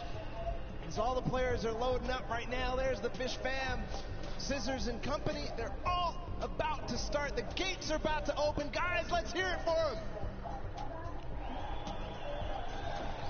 There you guys are. You're paying attention. I respect it. Here we go. 10 minutes. Countdown has begun. The gates are open. And now here we go. Husey is first out of the gate, immediately just flying. You can see this is completely different than before, right? Before, people were kind of taking their time. Hey, what's this? I can't see where this ledge. What's going here? Let's sit here and inspect everything. That's not the case now. Everyone is just flying through these obstacles. A couple of these guys have not gone down yet. Here's Magma making his way through with the Ravens Revenge. This was the team that came out on top and was the player that led them all the way up to those treacherous stairway that we saw at the end there. Almost getting up around the corners. Here it looks like we are almost to the castle for Turtle. And this is the player we were talking about so much, Zeke. That's right, man. A legend in every way of the word. Stewart almost making the jump for the Sunshine Soldiers as well. Unfortunately not. So this is this trap, this obstacle, very precise jump. You actually have to impulse a very specific way, at a specific angle, at a specific distance away from you to make it all in one jump. You can also, I hope they're not listening, but you can turn around and actually impulse backwards, right? So you face away from the tires and impulse yourself backward while jumping. Again, even doing that though, very precise. You know, you have to make sure you're doing this in one go. Look, Hosey's already here. He's already trying to collect the coins. Already towards the half pipes in the castle. Wonder if he already triggered all the traps down below and grabbed that coin, or if he's leaving that for another teammate. Gonna grab that coin perfectly. Nice job by Hayuzi. Now he's moving up even further. No, he's going to go back to get those traps. He made it. There you go, Suzu. Nice. All right, trigger the trap. Take a step back. Impulse forward. He's already too shallow. I mean, look. The castle. Yeah, I'm actually surprised. So don't forget, the capsule is open. So once you do make it to that halfway mark, you can just send someone forward, right? Like, even if you're the first one and you're really confident, you can say, hey, Bala, I know you made it first. Just go. Go up to the next round. I'm going to stay behind. I'm going to pick up the coins, right? So quite a bit of teamwork going into this. But look along the way, man. These jumps are crazy. Suzu, what are you? Okay, what a legend. What a legend. Showing everybody that he can hang. He's led on the team of Scissors with Fish Fam. We saw them not too far in the prizing. 18 points right now. They're leading the way. But no, it's actually Fortturtle again. Already towards these varying distance impulse jumps. And is he going to first shot it? No, not exactly. You know he's going to hit it on the next time. Yeah, absolutely. Again, you know, this is kind of one of those things. The more that you do this, the easier it is the next time around, right? Once it's like you throw it here, you're like, nope, that's not correct. This might be it. Okay, closer. I like it. Will he make it on the third jump? Don't forget though, we got the Funky Fighters at 20 coins. We've got Fish Fam at 20 coins. Sunshine Soldiers, they need to try and pick it up. Here we go. Nice, but get across. Nice. Perfect play from Fortturtle. Now towards the lava jump. What you were dubbing as double danger. Is he going to first shot? Does dodge the traps. Okay. This is from where he went last time. Gets the coin. He's going to double back. First Oh my goodness. He went through those. I would have gotten scared there, but no. Fortturtle knows exactly what he's doing. Going to get all the coins in first try on the double danger, but doesn't make it through, so he has to still complete it. And Suzu and Sand, meanwhile, from Fish Fam, are taking the lead. And that's what I kind of talked about, right? Trying to send two through. If you and your duo partner can make it through these jumps and get there, then you can start watching, right? Because like you as a player, you go to do it, you mess up and you're eliminated, you're like, what happened? What exactly did I do? You got to go back and then kind of relive that moment. Not here, right? This is the moment that they were all stuck on for so long. Suzu knows it now. He's not going to hit the first time. Zand also attempted it at the same time. Not going to work out just yet. Here they're going to give themselves the opportunity. So trying again. Triggers 2. The third, yes. The jump. Yes. Nice. Oh, and Zand. He was worried there that he might have pushed the door off. Not sure if he made it. I don't see him falling down. Yes, he did make the doorway, and now he's back towards this thing where he has to go under at the same time as triggering the trap. He does it. He's back to the stairs. The Fish Fam only need one more coin, and they're about to do it in 5 minutes. It is so fast here. The last time we got here, it was 1 minute and 30 seconds. So one more coin for him to complete the map. He makes it farther than any player has yet so far. Where is the next pad? He actually found it first try. I don't believe it. No, that was not where you got to go. You got to go back inward. It's okay, though. He's going to get another shot. Man, that was very impressive. Honestly, I would have been like, where am I supposed to go? But that's why this is called the leap of faith. You've got to jump around that corner and hope that something will be there to catch you. Faith he has. With 4 minutes and 50 seconds to go, not a single person, not a single soul in vision. He's going to have plenty of time to work with. We'll see if the Ravens' revenge can repeat and get back to where they were, but it looks like Sand is also going to join as well, but no, he falls just before. Yes, Tyler too. So the Fish Fam is coming through in big numbers at this last leap of faith. And you know what could be huge here for Fish Fam? If they can make it through the leap of faith, and they can actually get this coin, they're going to stop the timer, right? So less time that everyone else kind of has around to observe what's going on and try to get this practice in, the better. Here we go, nice. All right, you got to jump in and out and around, out and around. Yes, use the wall. Okay. All right. Yeah, look around. Yes. All right. Okay. All right, here we go. Wait. Last jump. And he needs to hit the coin. This is going to be it. No, he didn't touch it. Just barely missed there. Finally hits the bouncer, and he's gone. There it is. The first players to complete the world run in 5 minutes and 52 seconds. An unbelievable time compared to what we saw last time. But still, the remaining teams have to battle it out. Back to the Ravens' revenge. They're still on the double danger, and they are going to get through. He has to hit the door, though. Oh, he almost fell all the way back down. Here we go. Not finding the speed, not finding the bounce there. Threading the needle. Oh. You hate to see it. Now, don't forget, remember, Ravens Revenge was the first team from last round. They made it here, and they're already kind of right back where they need to be. You've got the Sunshine Soldiers also going for the leap of faith. But look at how many coins they have, right? In theory, they should be at 29. This should be the last coin that they need to pick up. But someone hasn't picked up coins. Now, where? I'm not sure. But that could make or break their performance right here.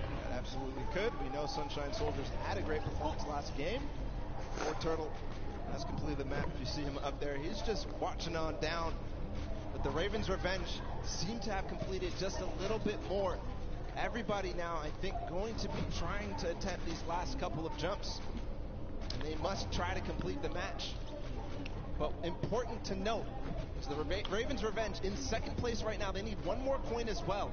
That puts them in a huge advantage for that Silver Llama when we go into the third game. What just happened there with Stewart? He just climbed to the top with the tires. That's right, the secret tires.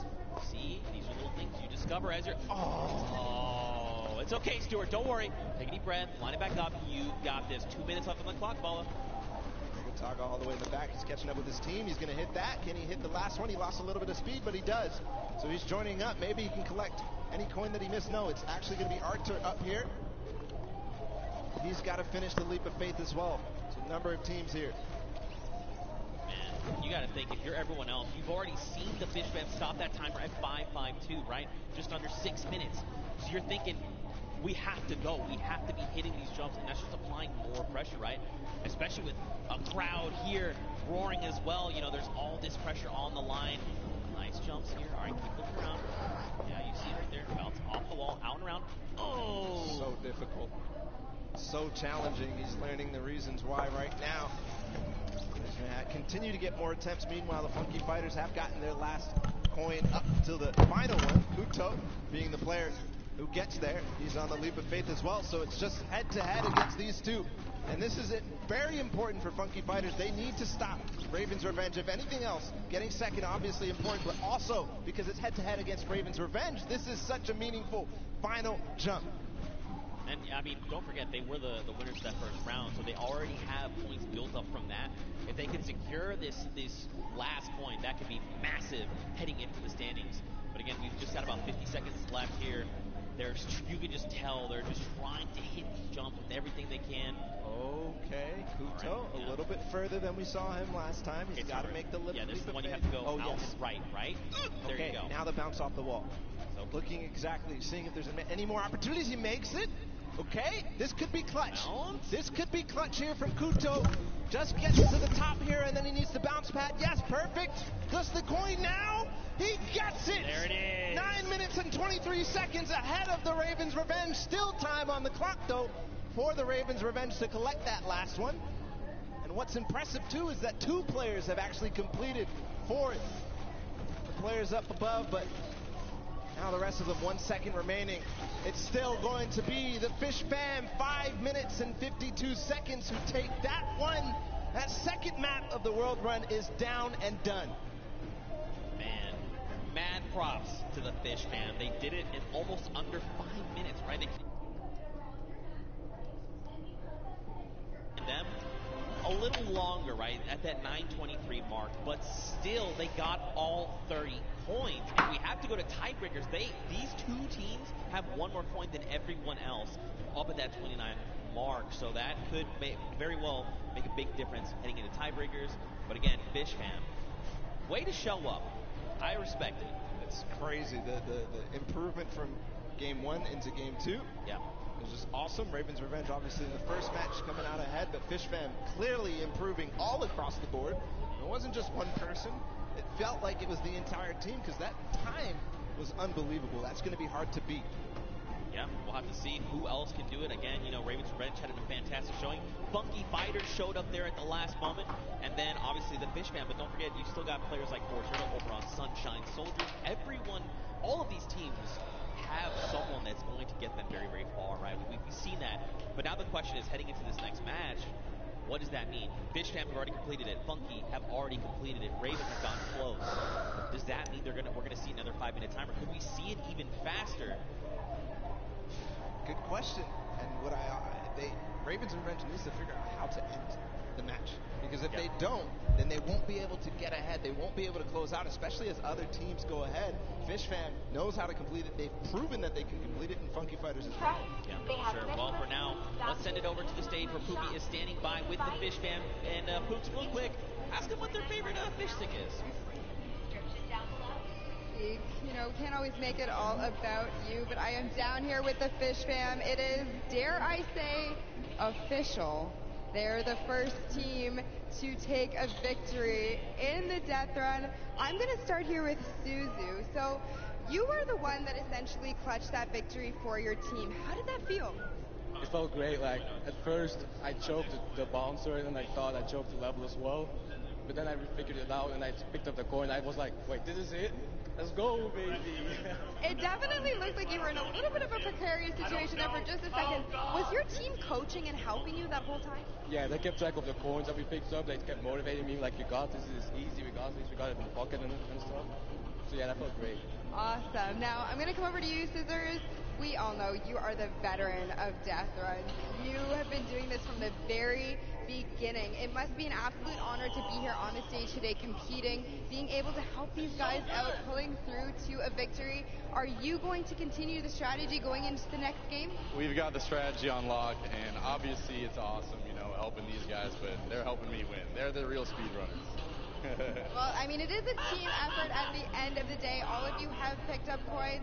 Sand, I'm just going to go over here and talk to you really quickly. Now, I mean, this Creative Cup, what does this mean to you as, a creative champion?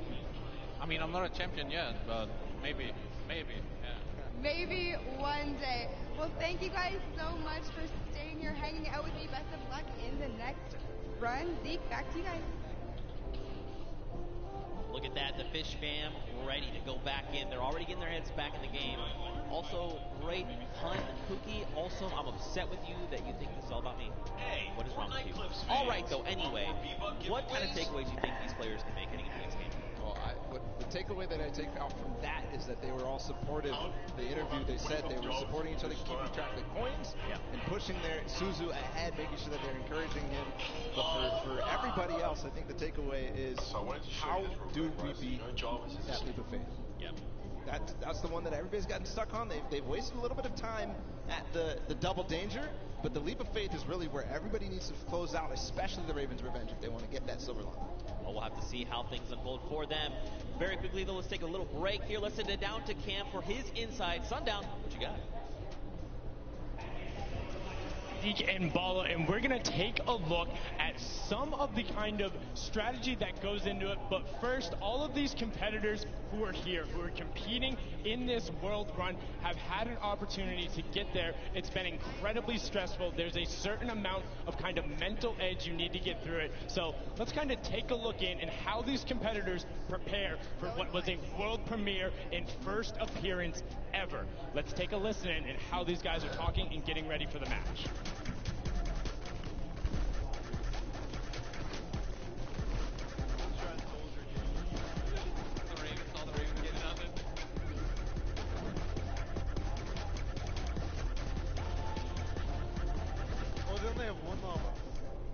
Just absolutely amazing there. You can tell Ninja and then the trendsetter right there throwing the peelies in the air, but also a big shout out to whoever that was on the Llama Record Co.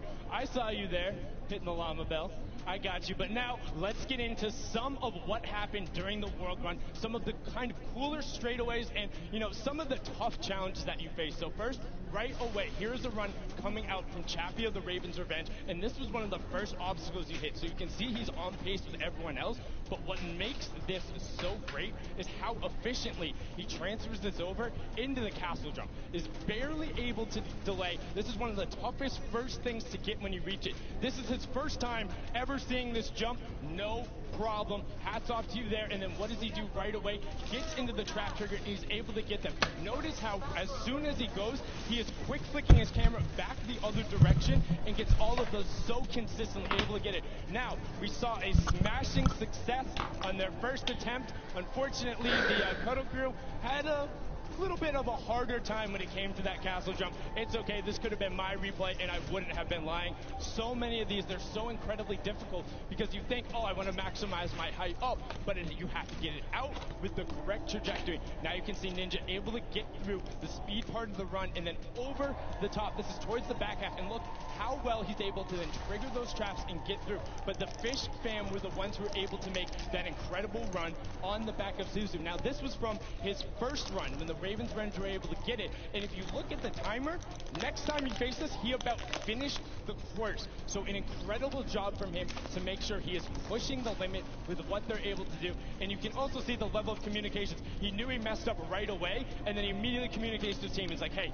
you got to run and then go up. Now you're in kind of that double trouble area trying to get the triggers. And this is where they got held up for a significant amount of time. A lot of the competitors not being able to bait the chaps correctly, and now we're over with the Ravens' Revenge, who were able to power through this. Again, this was from the match number 1, and you can see how he's using quite literally every single space available to him, including the rock, including the jump off the side with the airstrike to then get up to that leap of faith, which is such an incredibly hard challenge, and only having 2 teams full completed it after the 2 runs when all of these players are such strong death runners. You can see the Fish fam. Look at the timer on the clock, 5.5 minutes, and he's so quick going through it, and he's precise. He lines it up, he takes a step, and he goes. My question is now, between Suzu and Zen, they were so incredibly good last game.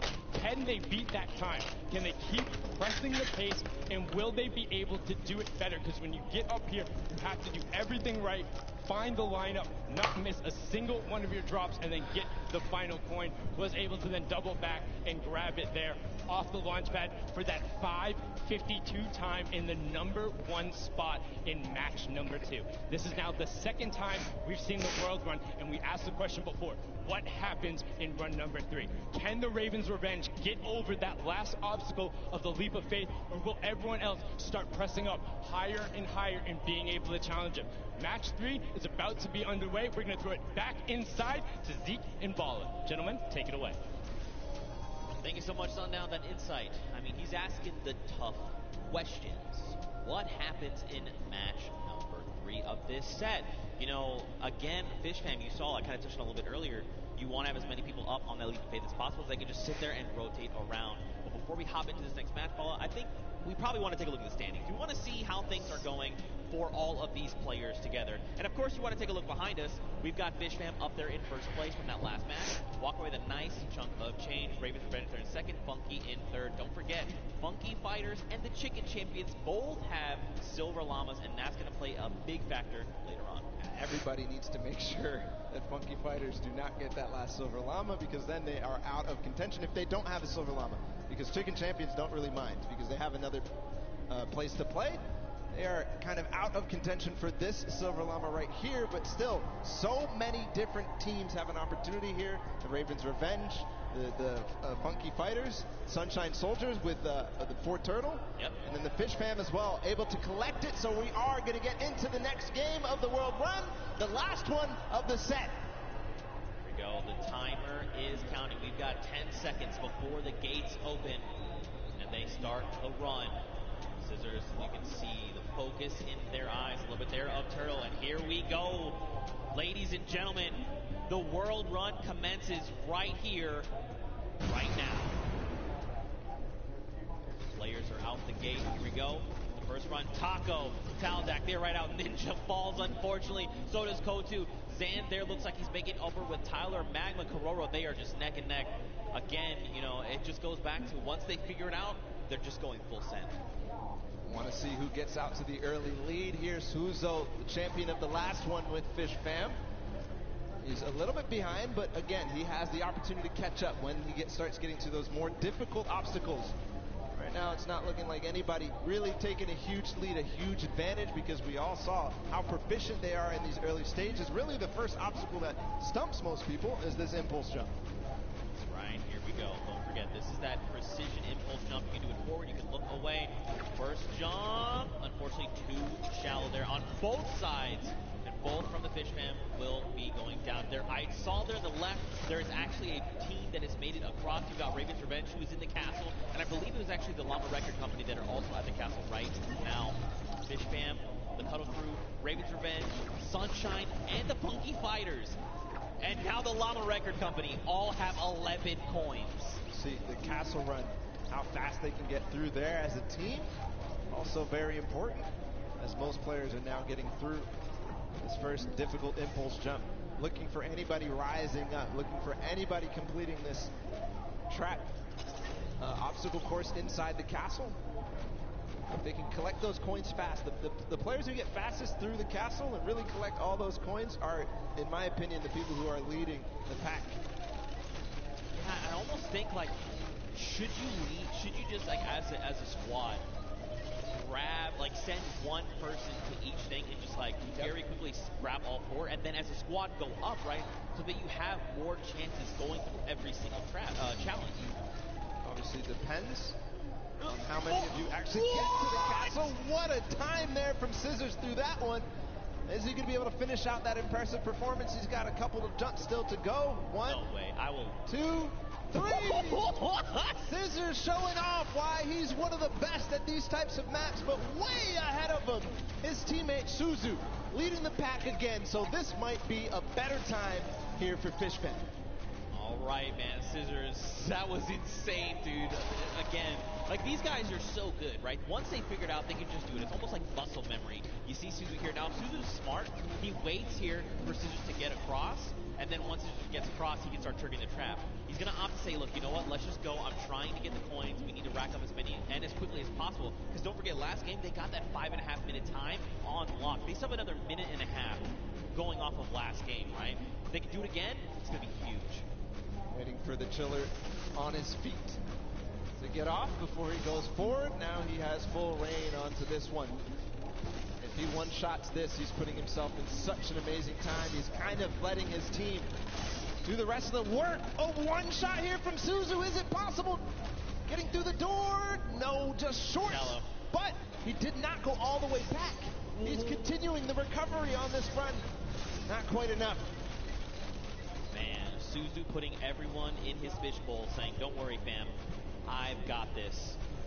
Gonna jump down first trap. Second trap, hop across, take a step back. Nice.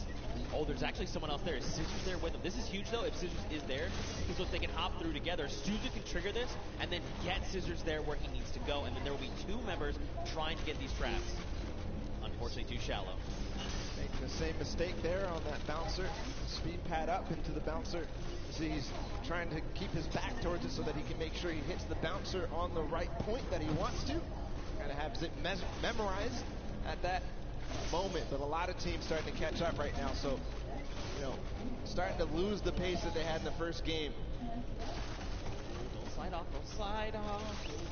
Unfortunately, slid off. Now look, Sunshine Soldiers, they're already at the 28-point mark. So are Raven's Revenge, but Fishman's right behind them. Everyone else is tied right around 25 points. Oh, and look, they actually sent Flytax forward. He's trying to make it to the Leap of Faith. So he's left his teammates out behind, saying, look, just gather the points. I'm going straight to Leap of Faith. That's the 1 point we know we need. Magma up ahead as well for the Ravens' Revenge.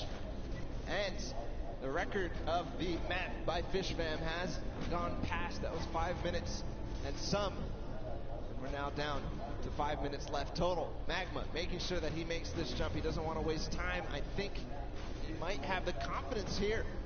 Just got to bounce off the wall. No. Short.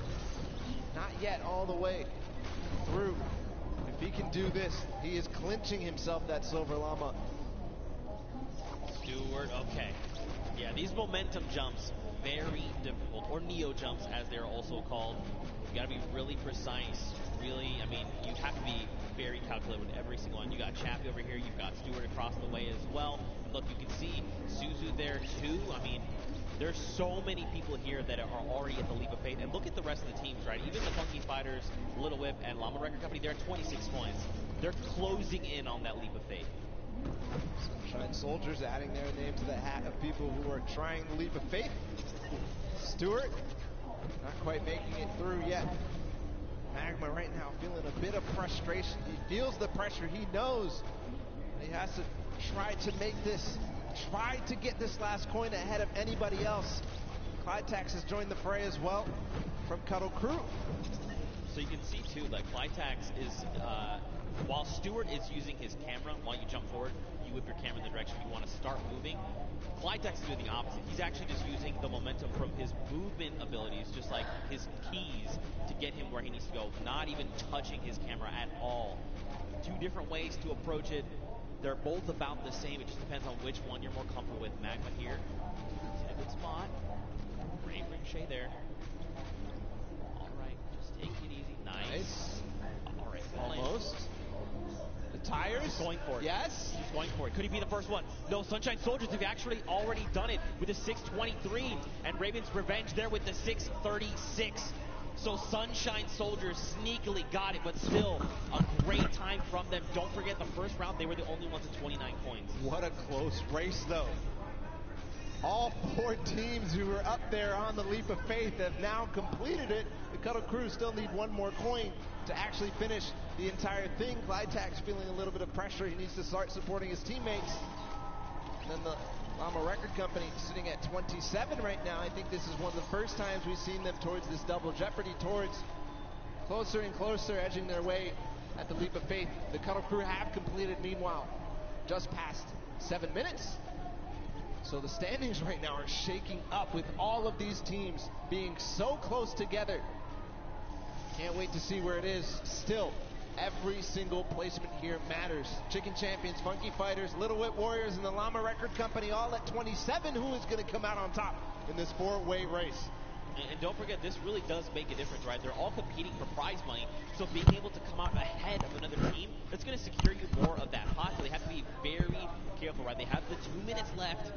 But man, to see all these other teams, 4 of them already get that 3rd coin. We saw that first game, it was like, oh man, Ravens Revenge, we only won at 29 coins. Everyone else is not even close. Second game, the story is Fishman and Funky Fighters. Now, we've got 4 teams that have gotten that 30th coin. Insane, especially how close it is. Like, even look at Ravens Revenge and Fishman, right? Just a few seconds difference. All that could mean a huge amount when we look at the standings at the end of the match. But meanwhile, nobody yet up to that leap of faith. Oh, actually, Kuto. But we saw him finish the game last time for the Funky Fighters. See if he can do it again. He's got 1 minute and 15 seconds to do it. Came in second, just behind Fish Fam. And their record-breaking run. Can he do it now? All pressure on him. And I mean, you gotta look right on. All of his other teammates are still being eliminated, right? They're trying to get up there because, again, just more shots you can take at the leap of faith, the better, right? The more chances you have of securing that 30th coin. So many teams are approaching this leap of faith now. You can see in the background, there's at least 3 teams up here total. Could be also some players who have not yet finished the map from the other teams. As Chappie sits there, Chicken Champions making their approach. I'm wondering, Kororo.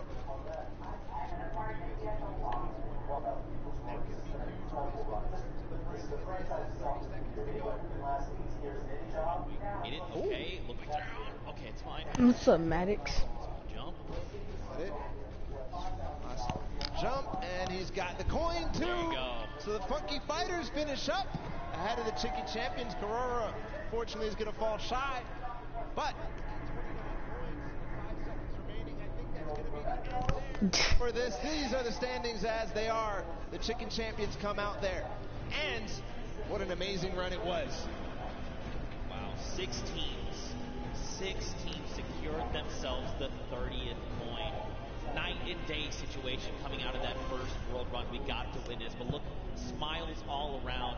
Again, in case you're just tuning in, welcome to the Fortnite World Cup Creative Finals. These are the very best of the best from the creative side of Fortnite, and they're all joined here by their team captains and basing off for a prize pool. And these games have not disappointed. The World Run, honestly, I take it all back. I thought we weren't going to see a 30th coin. I'm a liar. I don't know what I'm talking about. Nope. They smashed it. These guys are the best of the best. Fish Fam, Ravens Revenge, these guys showed up hard on this World Run. Absolutely incredible performances. 2-time finishers all the way through. And now we also have to be able to think about what these standings are going to look like at the end of the day, because it was close, right? Ravens Revenge, that first one, and then getting second, and then getting second again, could mean that they are in contention for that first place here in this set. Yeah, I mean, so Raven had plenty of 29s, right? They came in second, I think, just about every game, except that last one. You got Fish Fam. They had the fastest time of 5:25. In that last game, we saw Sunshine Soldiers, though. They had a 6:23. So it depends where they place in those other matches, right? What does that mean for all these standings? Don't worry, we're tallying everything up. We're breaking it all down, and we'll have that for you as soon as we are ready to do. It was super fun. It was like we were casting golf. Oh, takes a shot. And he sinks it. Sinks it first. Absolutely crazy. The tension at the end when everybody realized that they needed to make that last jump was just awesome to feel. The crowd was feeling it too when you made it towards that last one. When they finally made it through that last tire, were making their bounce all the way through, just like flying through the sky for that last coin. Felt good. It's got to feel good for these guys. Yeah, and I think too, being able to just key in on different players, right? It wasn't like it was 4 Turtle. We saw in that first run was dumbstering everybody else. Then it was like next game there was different people that were really showing up. Even that last game, right? Scissors, the straight back-to-back just crushed 3 or 4 obstacles in a row. It was insane. But for now, let's go ahead and send it over onto the deck with Pookie Face. She's standing by with the Sunshine Soldiers. So Pooks, what you got? Hello, Zeke. I am down here with the Sunshine Soldiers. They're the most adorable team, in my opinion. They are coming from all corners of the globe. They've come here to compete today. Now, so far, you guys have, there have been a couple of struggles, but the day isn't over. We still have the remixes coming up, so keep that in mind. Do you guys have a new strategy going into the remix? That's top secret. Hidden information. information. That's it. And you, coming all the way from Spain, it's so lovely to have you here, Daniel. What has it been like to... I'm actually from Mexico, not from Spain. Mexico, sorry, from Mexico. What has it been like to be a captain of your team for the Creative Cup? Yo amo a estos chicos, en verdad creo que no puede tener mejor equipo, estoy demasiado contenta de tenerlos conmigo y estoy súper feliz por la experiencia. I feel really happy. I couldn't have a better team, and I'm super excited about this experience. That's incredible. Well, we love having you here. Thank you so much.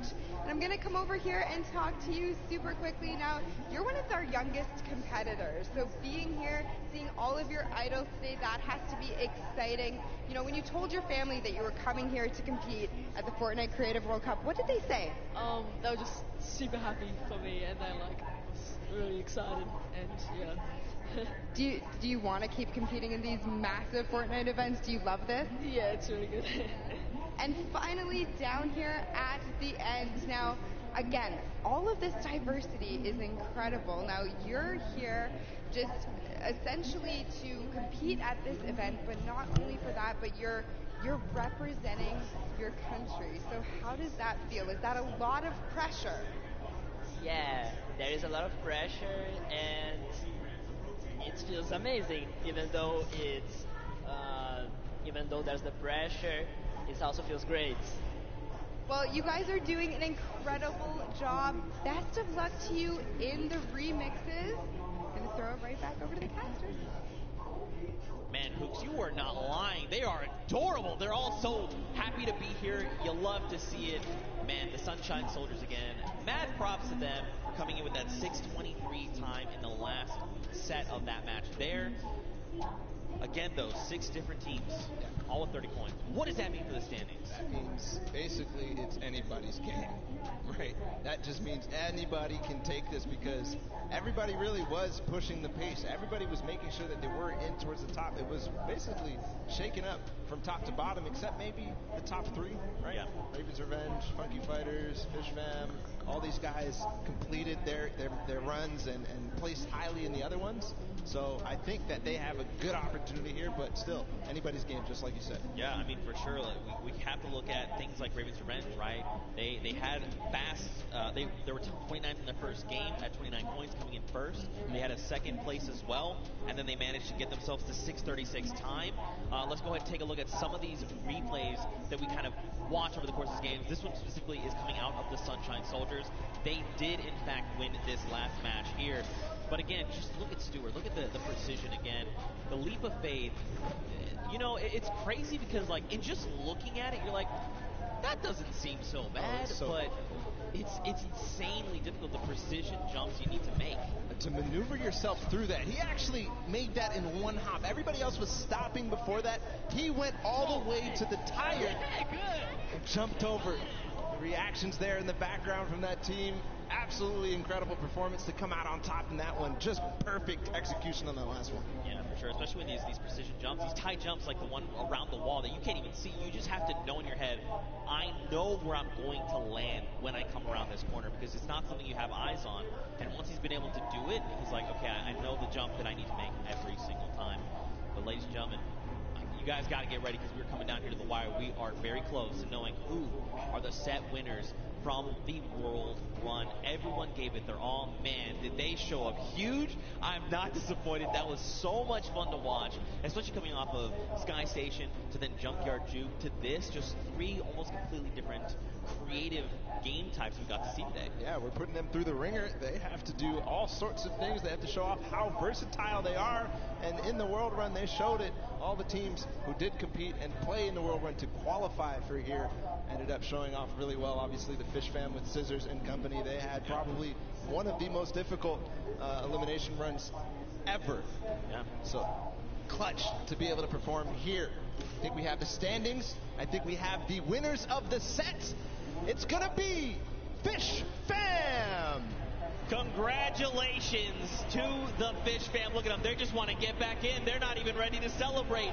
They are the winners. They're on the World Run, and there he is. Fish Stick is walking out with the Silver Llama, ready to present his team this coveted.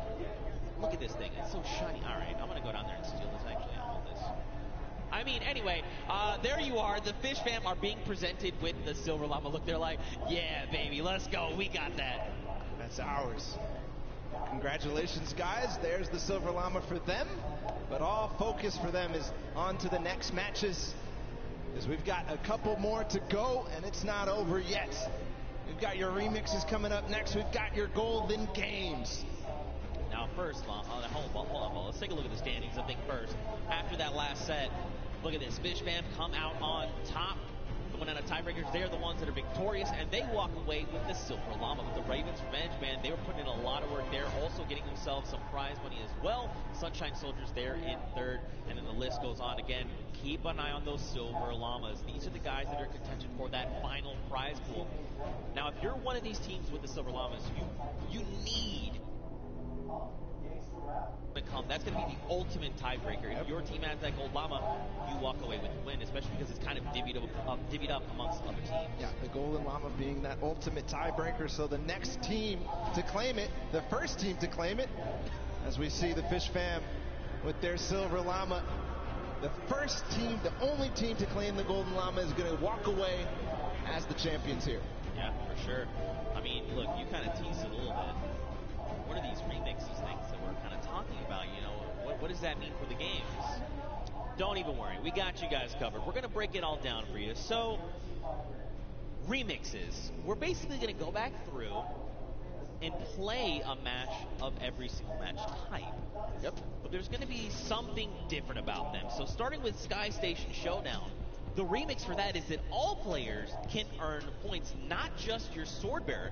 That is going to be playing a big factor. We've also upped the typical 1,000 points needed up to 3,000. Follow, we've also got Junkyard Juke. Do you want to talk about that one? Absolutely. In Junkyard Juke, we're going to be playing again, but you can only use large props.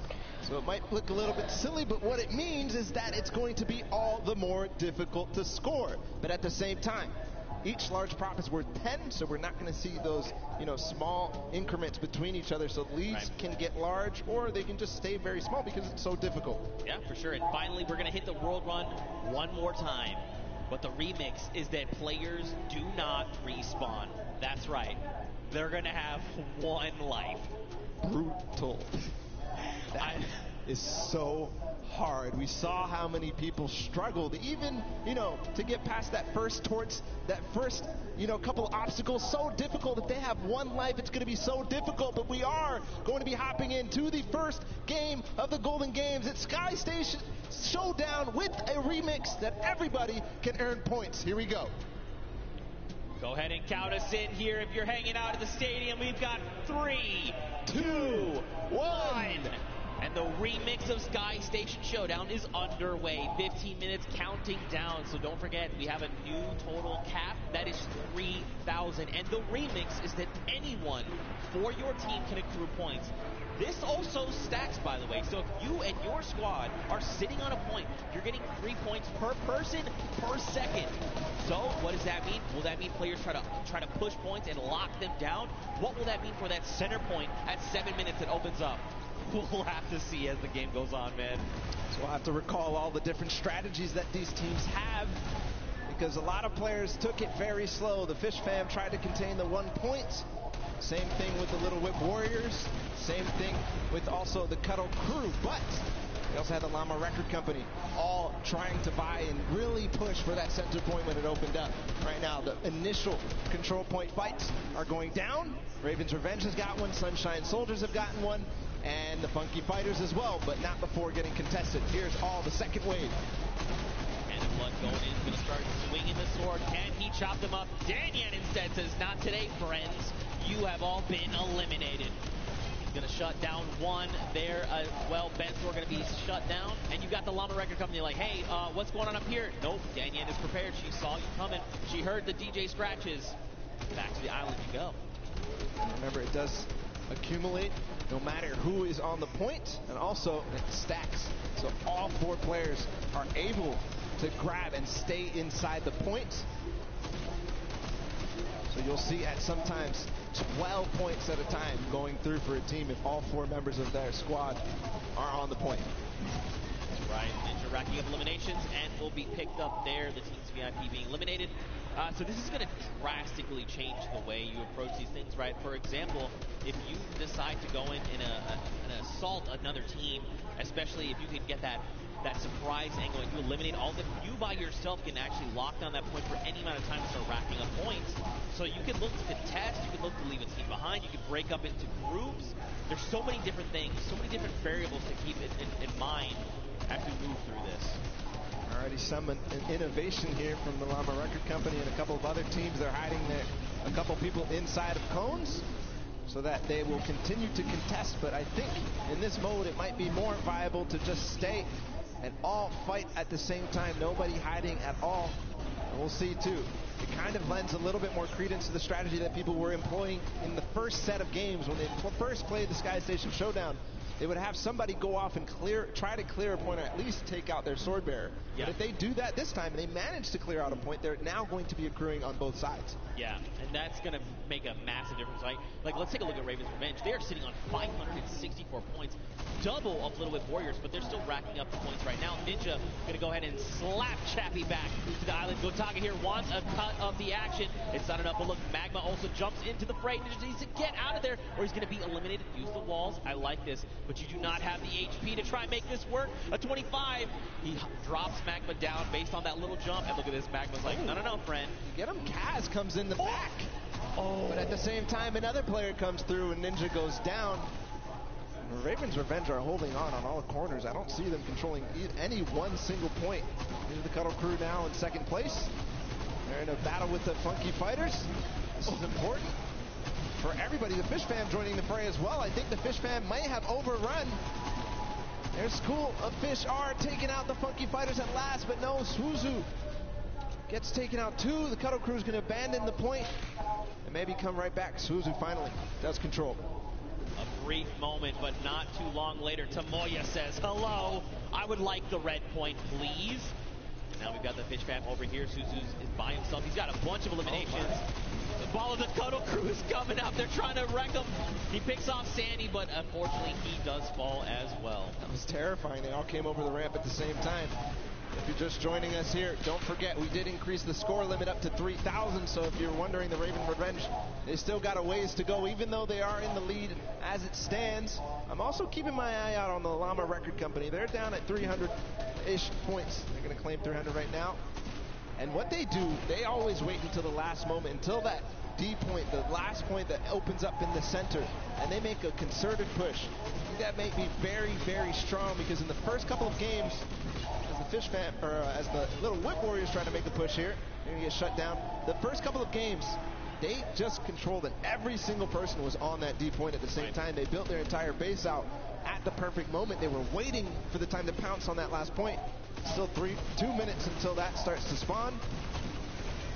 Oh, he's going to launch the Little Whip Warrior. He is, in fact, going to shut down Taco. Look at this across the way. Magma gets picked off, and the Little Whip Warriors are back on the green point.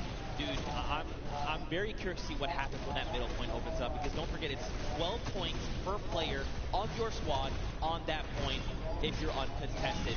So you can very well see an entire squad say, the moment that's ready, jump down. We're just going to try and get a massive influx of like 48 points. Could happen every single second down there.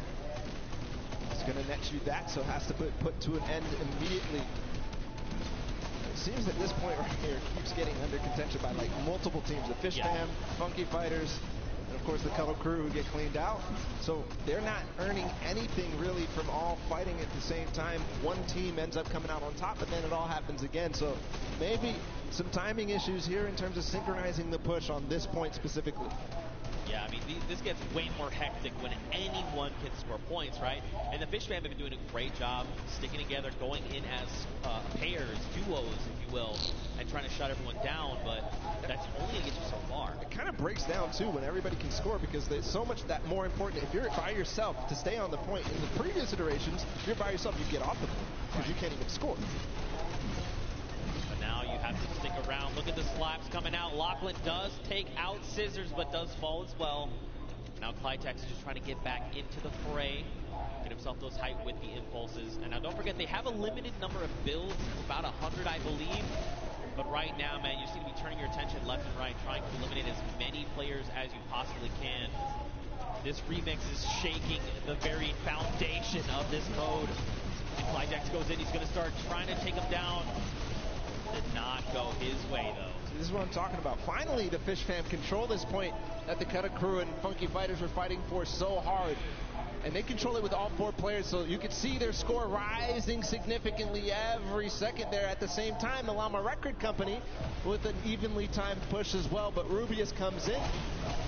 Chicken Champions take out 1, but I don't think that's going to be enough. I think the Llama Record Company, no, they don't hold. Or do they? Or do they? That is the question. It looks like, unfortunately, the answer is no, as the Chicken Champions are rolling in on the Sunshine Soldiers. Attacks are going off left and right, but Daniel is just it's just not falling. Just keeps eliminating left and right, getting a little bit of excitement. The timing of that push that took out the Llama Record Company might have actually worked out in their favor, because they're all going to respawn together.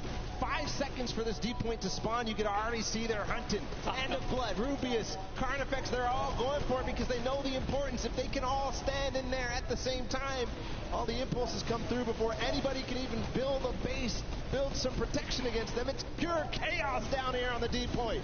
And if you're another team on the outside looking in, as all these players are just jumping in toward that center point, you do what Gotaga is doing. Let them all fight it out. Let's just sit on the point. No one seems to be paying attention to the fact that we're about halfway through what we need to win. Let them all fight it out. Don't make any sudden moves, right? Don't be the distraction to have someone go, oh wait, there is a point up there. We need to go get those guys. I love what they did just there. They forced the 1 player there, but hold on, the Funky Fighters are all in. They have a base. There's no impulse. They are climbing the leaderboard hard. They're at 3rd right now. They're going to overtake 2nd. If this does not get shut down soon, the Ravens' revenge may have trouble looming. And look at this, Llama Record Company, Hand of Blood, is trying his hand and slaying these players, but it does not go his way as Tomoya comes in. No Llama Record Company, they stay strong. They're still racking up the points. Scissor says, no, friends. This is not allowed. You cannot continue to this. Flytex also wants in on this as well. And Scissors meets an untimely end. Meanwhile, the Ravens' revenge have not stopped climbing points. If they have 4 members up here, it's about even to 1 player on that D point. So just continuing to stay there. Finally, the Little Whip Warriors, Ninja, and crew are going to clean that up and put an end to it just before they hit 2,000. But on the other side, Chicken Champions are looming. They have 4 players on a single point, not the mega point in the center. See what's going on with them. They're all lurking. I don't think anybody really is too worried about them, but you know, with all 4 players here, it could all of a sudden become a nuisance. Back down on that center point, you've got Hand of Blood trying his hand again. Did not go his way. Kotu is here, though, for the Funky Fighters. He was able to rack up a small amount of points, but still, every little point you can gather is going to make a difference going in the end. And look, Gotaga and Ravens Revenge are back on the point, but so are the Funky Fighters. There was 3 for just a moment. Chaos is down, just breaking out down on the center point right now, Bala. What is this? Literally every single sword bearer and almost every single player here from the Llama Record Company is using those tactical shotguns and getting in. But again, the Ravens Revenge are on point with 4 players, just shooting down, throwing impulses where they can, and just making sure they're accruing all those points. Meanwhile, the D point, nobody has gotten anywhere since the Funky Fighters were left there for so long. It all depends how this all unfolds. Hold on, they're trying to get a base. I think they might finally break through. No, they lose and trade off evenly every single time. 4 minutes left on that timer, and Bala, these guys have been uncontested. It's just now that the Little Whip Warriors want to try and make the push, but look at Gotaga. He's literally just slicing through all these ice cream cones. I was going to try and say hot knife through butter, but this is ice cream. It doesn't quite work that way. It's crazy how nobody except the Little Whip Warriors are trying to contest the Ravens' revenge right now. They are sitting on the point by themselves with 4, but again, the Funky Fighters in the center with 4 players. They are not even making any noise. They're not showing that there's anybody there. They are rising so fast. Finally, Turtle comes in. He spots them out, but that's not going to be enough. They shut him down immediately. They're still on the point. They need to just box this up. They need to bunker down. Look at this. They just overtook the first spot. Someone needs to do something about this. Guys, they're taking up again. You have to go in the center. They get it. Oh, my God. Funky Fighters again take the win here on Sky Station Showdown, the first match of the Golden Games. And that is a huge victory leading into the rest of these. Just unbelievable. For so long, Gotaga and Raven's Revenge sat on the green point completely uncontested. And then for a moment, everyone forgets about the center point, and that's enough for all 4 members of the Funky Fighters to sit on the point and just rise above everyone else. And by the time everyone could kind of figure out what was going on, it was too late. They stole away the first golden game. Ridiculous that nobody was able to spot that out. It seemed like Turtle was going to say, okay, guys, they're all on the point. Everybody start doing everything you can to stop them, because he saw all 4 members. They went from less than 1,000 once the D point was out to all the way up to win. And it was 400 points between them and the Ravens Revenge at the end there. Right. But you do have to also think about who else came very close in second. Ravens Revenge, who's in third. We'll be able to find out in a bit with the standings, but just an unbelievable performance there from the Funky Fighters to realize exactly what must be done. That was the second time they completely boxed up that entire D point. Yeah, and just completely uncontested. But that's it for the first of 3 golden games. And for the Funky Fighters, they secure that win.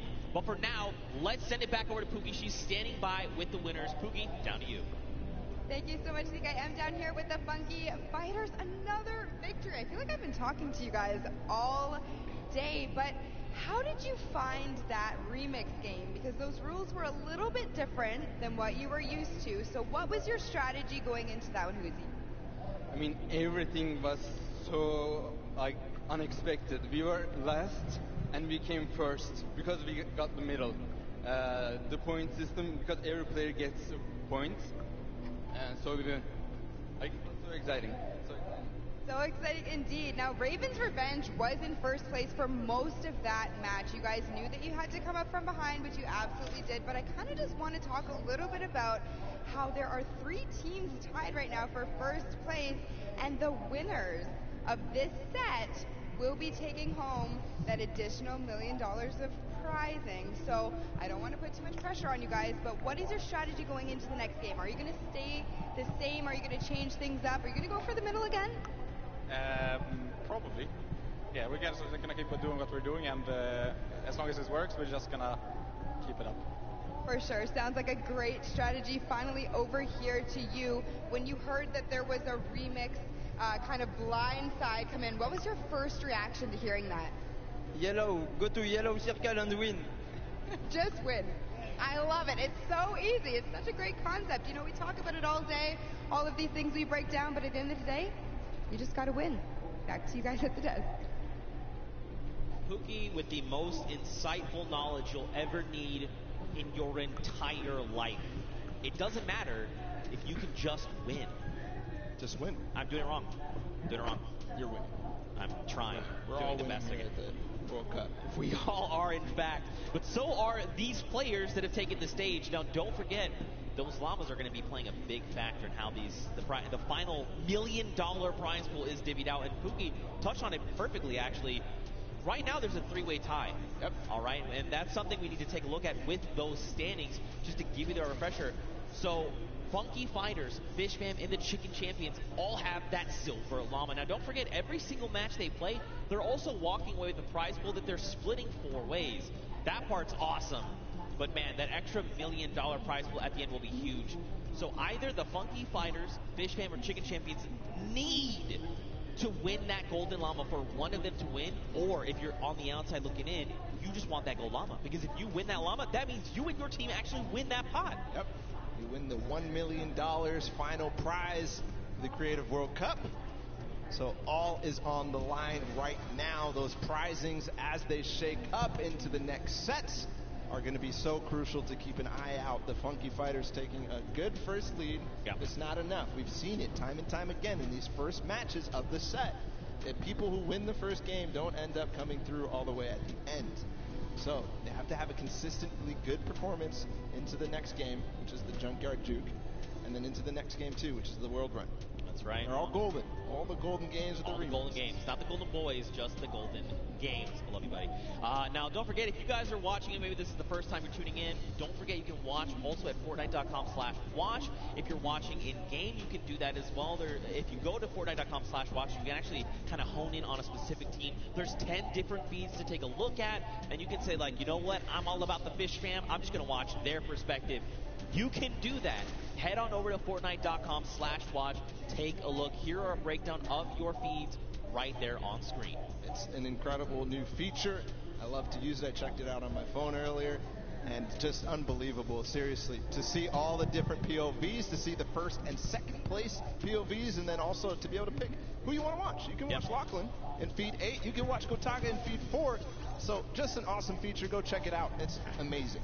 Yeah, for sure. Now, don't forget, guys, we are 1/3 of the way through the Golden Games. First one, Sky Station Showdown, is in the books, and the Funky Fighters were, in fact, the winner. Now we move on to the second game, and that is the Prop Hunt, a.k.a. Junkyard Juke. And don't forget, the remix, 10-point props. Only the large ones. You can't go with the, little crowbar. You can't go with the wood planks. You can't go with any of that. And there is one of the prizes for the teams that won before. We've got 10 seconds until the game launches, Zeke. It's the second game of our Golden Games here, guys. It's time. 2, 1, the game begins. Now, just a refresher, we can only be 10-point props. So let's break down what these 10-point props are. You've got a snowman. By the way, there's no snow anywhere else on the map. You've got a Christmas tree with a gold bomb on top. Nope, that sticks out like a sore thumb. A giant gnome? Well, I mean, it kind of blends in depending on where you stand. If you hide something that's behind something that's blue, you can make the hide. A giant teddy bear. You've got the target. You've got the rusted out car.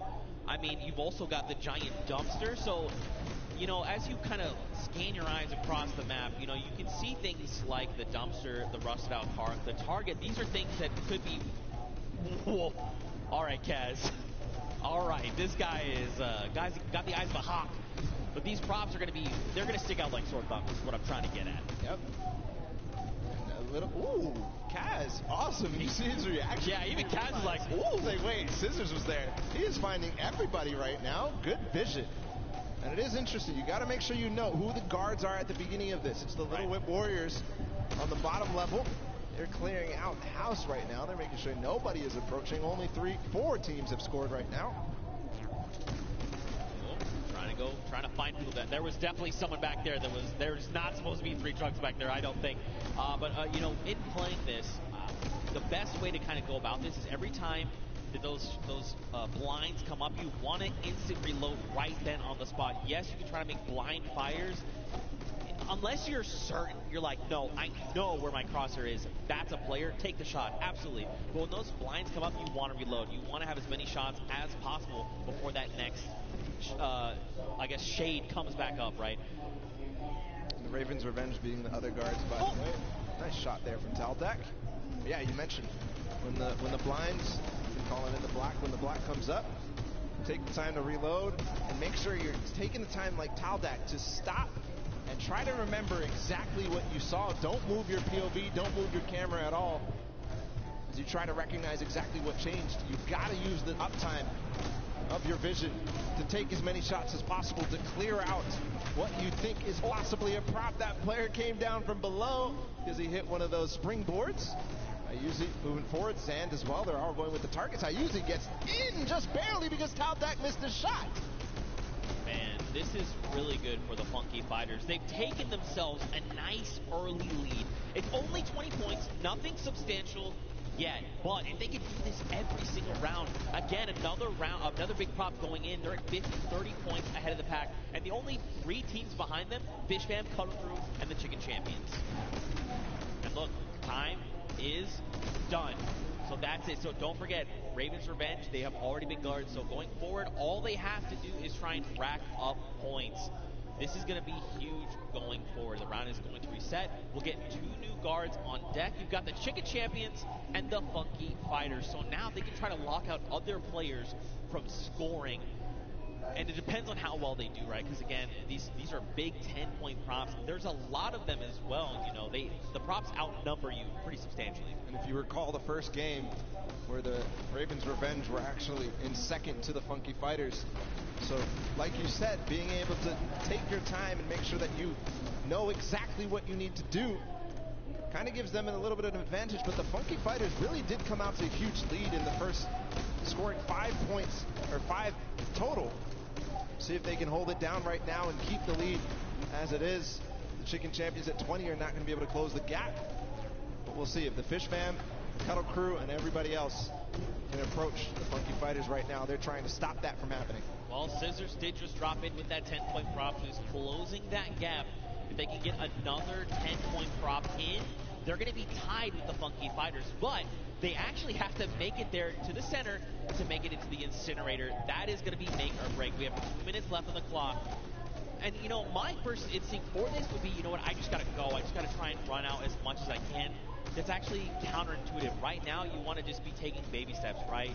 Just making sure you can secure those points is crucial. All the players right now, you can see them down below trying to get the shots as possible. They're racking up the eliminations right now. I don't think Fish Fam may have gotten one through. Taldat gets one through. That's going to even the gap a little bit. There's the Funky Fighters again, just blind shooting through the black. And remember, 1:30 to go on this guard. Fish Fam has tied it up with that score right there. And so has Cuddle Crew. They got 2 props in, so they're 1 prop behind right now. Oh, Action, you gotta be careful, buddy. One prop behind. There's a little whip coming through as well. So all of a sudden, these teams are letting a lot of props through, or maybe it's the props who have figured out their timings, figured out their tendencies, figured out when they stop shooting. 1 minute to go here. Here's Ninja. He's got a car. This is one of the most difficult obstacles or props to get in. Don't stack on top of each other. Oh, so dangerous, because when you see things like that tight together, you're like, yeah, oh no, the bumper. You gotta land. He was moving. Unfortunate there. You've got to press that control key at the last second to be able to make sure you get through. Scissors makes it through. Dude, that's a lot of points racking up. They're at 80 now, 30 points ahead of the Funky Fighters, which is unfortunate for their guard watch. 30 seconds to go. They've taken the lead here, 20 points now. 30 points ahead. Make that 40. The numbers are changing like crazy. But right now, Scissors and the Fish Fam, they've got the lead. And this is huge right now. Don't forget the Funky Fighters are in the center, so they can't rack up points. We've got 10 seconds left. Whoever's out in the field, they need to make it into the incinerator right now. Are they going to have any more points accrue? It doesn't look like anybody's close. That's going to be the round. The Funky Fighters and the Chicken Champions end up closing out that guard watch. We'll see where the standings end. I did notice something though, Zeke, was that the Ravens Revenge were at 0 for that run. They didn't get a single prop through, which is a far cry from their performance on Sky Station Showdown. They were second. They need to band together right now. They need to rally, and they need to make this happen. Round 3 begins. You've got the Fish Fam and the Sunshine Soldiers in the middle. So now the Fish Fam, you know, we saw this before. They got this lead, but now they have to try and lock everyone else out from getting points. And as we've clearly seen, it is actually way more difficult than it sounds. And judging by the first run of the Funky Fighters, they got 50 early on. We'll see if they can get and double their score, essentially, to tie up with the Fish Fam. But Sunshine Soldiers also being a guard, and the first 2 right now ending up on guard watch. 2.5 minutes left on this timer. You see people hitting these hidden little bumpers. So a little surprise in case you've been wondering, why have they been flying up? There's little secret bumpers that are buried. You can see one right there that looks like a little silver dome. If players touch that, they're actually launched into the sky. And it's a very clear, like, hey, this is a person. They have disguised themselves as a prop. You should probably eliminate them. 2 minutes here on the clock. And Fish Fam are just tearing it up. But look, Funky Fighters, they were guards last round. They were behind pretty far. and now they're starting to close up that gap, right? If they can get another 3 props in within this 2-minute timer, they're going to be in a great spot heading into that final round. Tyler trying to hold it down before he gets his last opportunity to go with the props. But here the Cuddle Crew, and they're going to be on guard watch next. So if they don't solidify this lead very strong right now, it's going to be so difficult. Meanwhile, the Ravens Revenge did finally get a prop in. They could have a final round that could be amazing. We'll continue to watch here for the Cuddle Crew. Llama Record Company and Funky Fighters all earn a point in just a second there. 1 minute and 20 seconds for this guard watch to end. Cuddle Crew's only a single prop behind. The Funky Fighters are only 2, and so are the Llama Record Company. Raven's Revenge is now on the board with a single. That's a Raven. Look at that. Scissors, he's got this on lock. He's got the entire map laid out in his mind, and he can tell the difference. Ooh. Wait, does he catch 2? He did not. Wait, these other 2 trucks, are they actually going to make it in? They're making it in. Yeah. That's unfortunate. Scissors, they snuck right under his nose. They get in. Oh, he hit that person from the blinds. Wow. He heard you, Zeke. He knew. Listen. Flexing a little bit on everybody. He knows I'm a big fan of his. All right, he knows. Cuddle Crew, they're nice and hidden. All right, got to watch the bumper. There is one hidden. You see it right there in front? Be careful. You can see it. It's right there. Don't do it. Nope. Never mind. That was, looks like that was Fish Fam. And it looks like a lot of props are making it towards the center right now. I think I just saw 3 very close. Here's the approach from Huizi. Remember, they have to get sorted to get scored. So Tomoya, I think, will be the last prop here. Bensor making a push for it. No. But what a push there at the last second. They do all tie up. The top 3 are tied up at 100. So that means this last round of Junkyard Juke is going to be so crucial. This is very scary heading into round number 4. So take a look. In the center of the map, you've got Svenos and his crew. So don't forget, there's 3 teams tied for first. You've got the Fish Fam, you've got the Funky Fighters, and you have the Cuddle Crew. So basically, they are well ahead of the pack, but they're fighting each other right now. The Llama Record Company. And now Little Whip and the Cuddle Crew, they're at 90, so they could close that gap. But they have to work so much harder to do that. You've got the Cuddle Crew in the middle, and this means they're not racking up any points for this round, right? They're just trying to keep everyone else from accruing points. 5th place or lower at this point. If they don't have a good performance, even the Sunshine Soldiers, the Chicken could go through. Nice shot there from his team. Joining them as well as the Llama Record Company in 2nd place. So 2nd or lower is all they can achieve. So for right now, Llama Record Company, remember, they can't accrue points. They literally have to try and stop Fish Fam and the Funky Fighters from racking up points. If they get even 1 through, they're going to be edged out. Everything is riding on this moment right now. How accurate are they? How quickly and how much do they remember the map? Look at all these props here on the left side of the screen. One just got through with the quest. Little Whip, look, they took over. So did Fish Fam. Nice shot there from Great shot for sure. He knew that there was a prop approaching. He knew that he didn't find anything in the last couple of seconds. He knew. Is he going to be able to find this one? You can see he's pre-firing through the black as they all try to approach. What a nice play from Alex. A nice strategy. Now remember, now that the Little Whip and Fish Fam have taken the lead, the Funky Fighters fall to 3. And since they got first in the first game, that means it's just more close when you think about the overall standings here. Yeah, look, Little Whip again, get another prop in. They're pushing ahead, man. These guys are pulling away from the pack right now. Llama Record Company, they've got to just start trying to pick off these props. They've got to keep the Fish Fam and the Little Whip down. Maybe have someone else potentially contest, but right now, man, the Little Whip Warriors, Ninja and his team are just destroying this final round. And all the rest of the standings so important as well. Svenos and Co. and the Llama Record Co. doing a very good job on guard duty right now. Besides the top 2 ending up getting a couple of points, they're not letting anybody below them really earn anything. A lot of props approaching right now. Timing's going out. Ninja gets in with the car, scores, and And that just solidifies the lead even further, but I think Fish Fam scored. No, they didn't. Look, first place to Little Whip Warriors. Now there's no tiebreaker involved. 20 seconds to go. Can anybody else score? You just got to go. Do not jump. You just got to go. That's right. Oh, okay, there's another round of points coming through. Little Whip at 150. And look, Taldak's right here. That's going to put him at 160 with 10 seconds left. That's the win for sure for the Little Whip Warriors here. And Junkyard Juke as the timer expires. As Ninja scores in the final moments, as well as Taldak. The first win for the Little Whip Warriors, and it couldn't come at a better time here, Zeke. That's right, man. Look, don't forget, those Silver Llamas are scattered right now.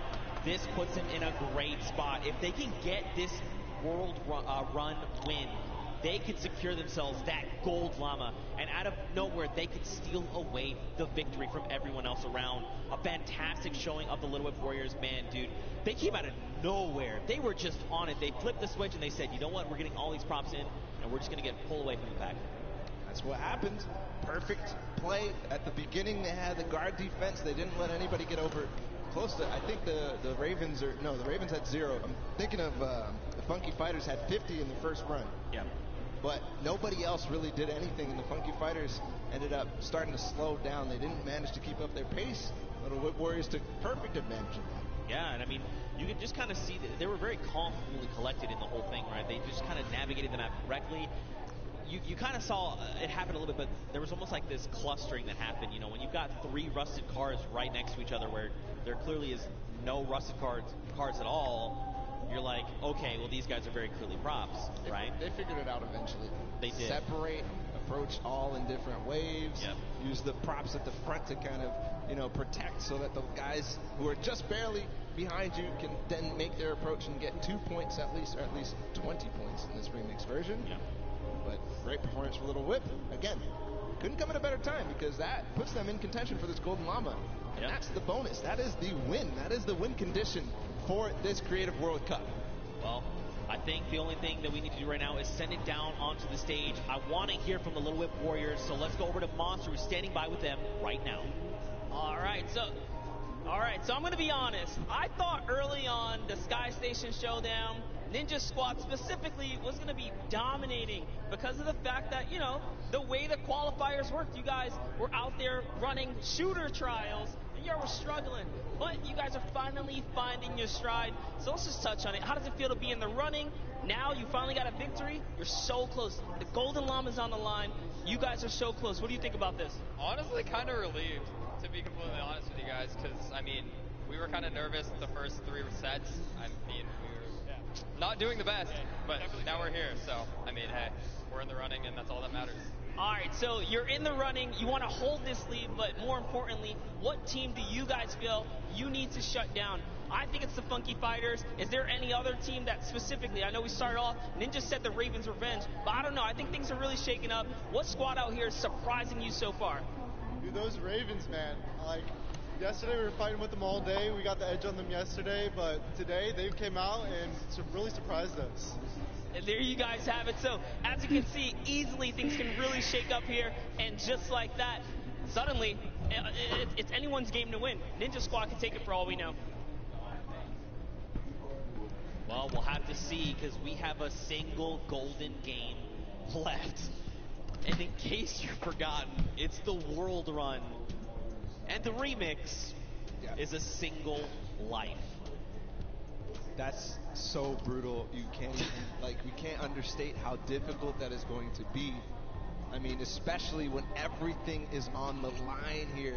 Everything matters. Everybody wants to get first in this last match. That's right. And don't forget, I mean, we've been bouncing around, right? We started on World Run and we saw 6 teams of 8 rack up the 30 coins. But then we moved to Sky Station Showdown. So now you're like, okay, my mind has to go there and be ready for that. Then we moved to Junkyard Juke and you're like, okay, we'll have to move again. So these guys may not be in a, you know, once you've been doing it back to back, you've almost built up that muscle memory. They may not have that based on this. Yeah. We'll have to see, man. Very true. Right? There's no mechanics in Junkyard Juke are the same at all in the World Run. So we'll have to see if they still are warm for that. Yeah, but hey, you know what? If you want to play these things, don't forget they're actually in game right now. They're available as LTMs. Play them through the weekend. You've got until Sunday. If you want to check them out, give them a try. I'm telling you, they are super fun. If you get more coins than me, I got 14. Hit us with the hashtag or tweet at me. That's fine. I'll hold the L. I respect it. I respect it. I'm not a death runner. I'll be honest. I'm not much of a BR player either. I'm pretty bad actually. That's why Sundown carries me pretty much the entire time. But again, man, let's focus in on these games. Don't forget. Let's not talk about how terrible I am. The Gold Llama. That's what's on the line right now. You know, I think Ninja just actually found out what the remix was there. It looked like he did something he was surprised. He was like, wait a minute, what? No, definitely should have known before, but here we go into the World Run. All the players are loading up and getting ready. It's so important to make sure that everything is perfect because you have one chance, one opportunity here to make a difference. If you mess up, it's over. That's right. So I'm looking for Four Turtle. I'm looking for the players like Scissors, Suzu, who completely clutched up for the Fish Fam, both of them together. And really, it's not on the shoulders of one player.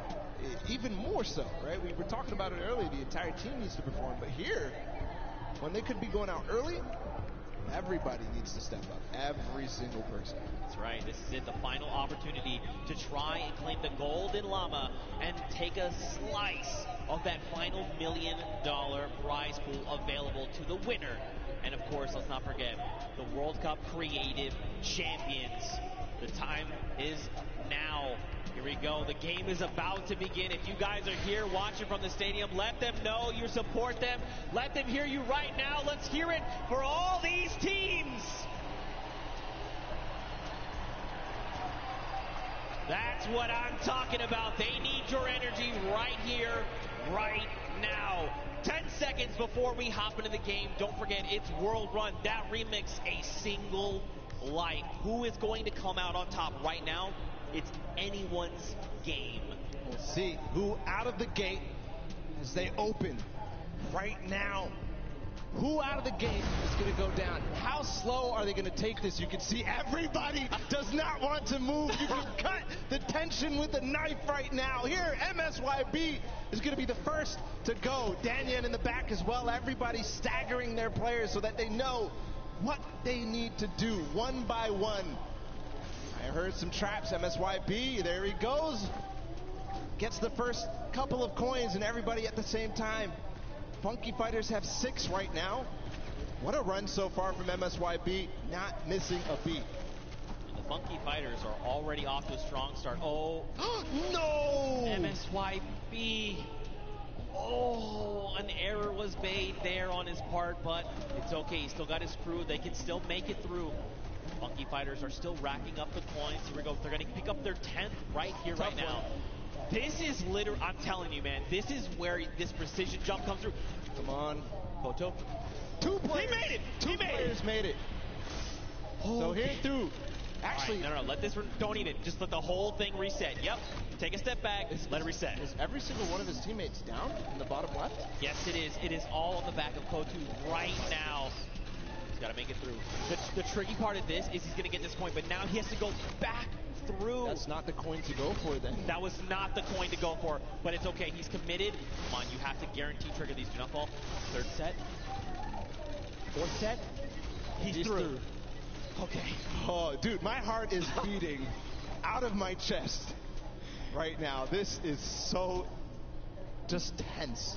What can you even, like, he's by himself. This is their only chance. He has 11 coins right now, but that's just tied. In the castle, there's not too much danger after those spike traps. Right. So we can move forward. They have to make sure they grab every single coin.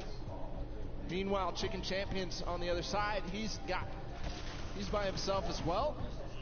I wonder how many different teams have anybody alive right now. Is it really up to the Chicken Champions and the Funky Fighters right now? We'll see. They have plenty of time to work with. They can take it as slow as they possibly want. There's the Cuddle crew. They've got 2. They have 2. Raven's Revenge looks like they have 1 player as well. Okay, nice. The coin is picked up. There's only 1 left here. So remember, 14 is the maximum you can get before heading up to the next level. And the castle is the halfway mark.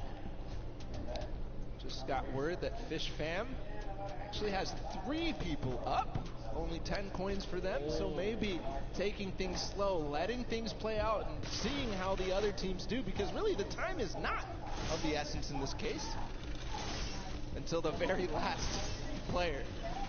Here's Fishfam. One did go down in the meantime. This is Tyler. Suzu is down, which is crucial because he was the player who was a speed demon. But again, it's not speed that matters, it's execution. Here he's going back through. Can he make it? Most dangerous part of the castle. Nice re-trigger. He's through. Okay. All right. We haven't seen Cuddle Crew pick up any more coins. Maybe they're still alive. Maybe they've been eliminated. The castle, I mean, it's pretty hard to be eliminated in the castle. The only way really is in the traps there. You've got the funky fighter. Look at this. Lachlan. Oh, no. He's crying his eyes out. Wait Guys, if you want Lachlan to go for this, you got to give it up to him right now. If you want Lachlan to go for the jump, Lachlan, you got to go for it. There has to be a Lachlan chant. Lachlan, Lachlan, Lachlan. Come on, you have to go. Look, but the thing is, he's talking it through his teeth. He's like, look, what do I have to do? What do I need to make here, right? And this is good, because remember, they have 6 minutes. They, like you said, they can take this as slow as possible. But again, this is going to come down to these last moments. So Bishfam actually, right now, they're leading the pack, 15 points. That means they're up on that next tier. And there's some pretty treacherous things happening up there. There you go. It's Sand and Tyler. They're through the castle. That's why they're all dancing right now, because they know they're starting to be at the hardest part possible, and they know nobody else is here. Based on their coins. Here we go. His teammate did fall up ahead. Gets one, though. There's the trap trigger. This is so difficult. He's going to start getting towards the variable impulses.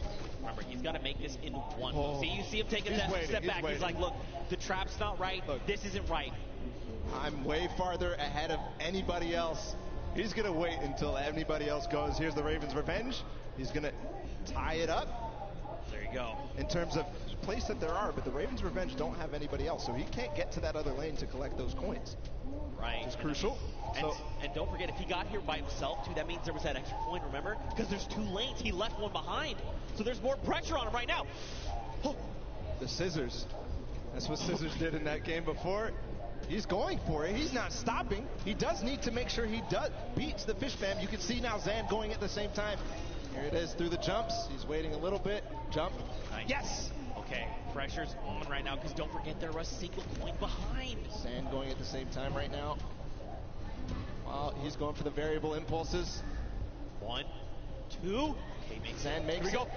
Yes! One more jump! Magma makes it to the variable impulses, one of the most difficult jumps. And the deep breath does come in. Magma is putting the team on his back right now. And from what I can tell, everybody, Lachlan's going, guys. Going. He's got to make this jump. Does he make it? There you go. All right. So look, he slides out. He's like, ooh. At the same time, Magma in the top left did end up getting another coin. Here goes Lachlan. Guys, give him your energy. He's going for the jump. Look, Magma, for a moment, he's doubting himself. He can't. Magma gets her head in the game. You know you can make this jump. Here we go. The jump comes out. Yes. 1, 2. He doesn't go for the coin. He doesn't go for the coin. Wait, you needed that coin. That could make the difference. Why is his team not telling him? It's too risky. Maybe he feels like it's too risky. See, he's thinking about it. Should I maybe try to double back? I mean, if he gets down the ramp, he's going to have his little icy toes. He's going to slip right off. This could be it. This could be the moment that makes or break their game. There's Zan, too. Look, he's thinking about the same thing. He's like, should I go for this? Is this coin worth it? He has to come back through there to get up to the next stage anyways. Magma taking a huge breath. We'll have to see if you know, the status on everybody else. I believe these are the last 2 players. This is tough. We're getting word Lachlan has actually made it to the he has not made it to the castle yet. I misspoke there. All right, here we go. Magma, great trigger. No! Wait, it's okay. He used the rock. The recovery. Great. They knew about it. The coin. No! And Magma is out of the game, and with that, the Ravens' revenge too. Lachlan bouncing. He's unfortunately out of it as well. He's not eliminated yet, but Zan going for it at the same time. Here we go. He's going to go for the coin up top. He has to. He literally has to. Magma, though, he left the coin behind. No. He didn't grab the coin either. if he had grabbed that coin, he's thinking about, do I double back? Do I try to make that? So the reason he doesn't want to go is because if he goes for the coin, he is not going to be able to get to the next thing. So they thought ahead of us, Zeke. They knew. Lachlan playing with fire. He is definitely not in this. Can he really make this with an impulse? No way. No. He's out. He has the end of Lachlan, the end of the Cuddle crew.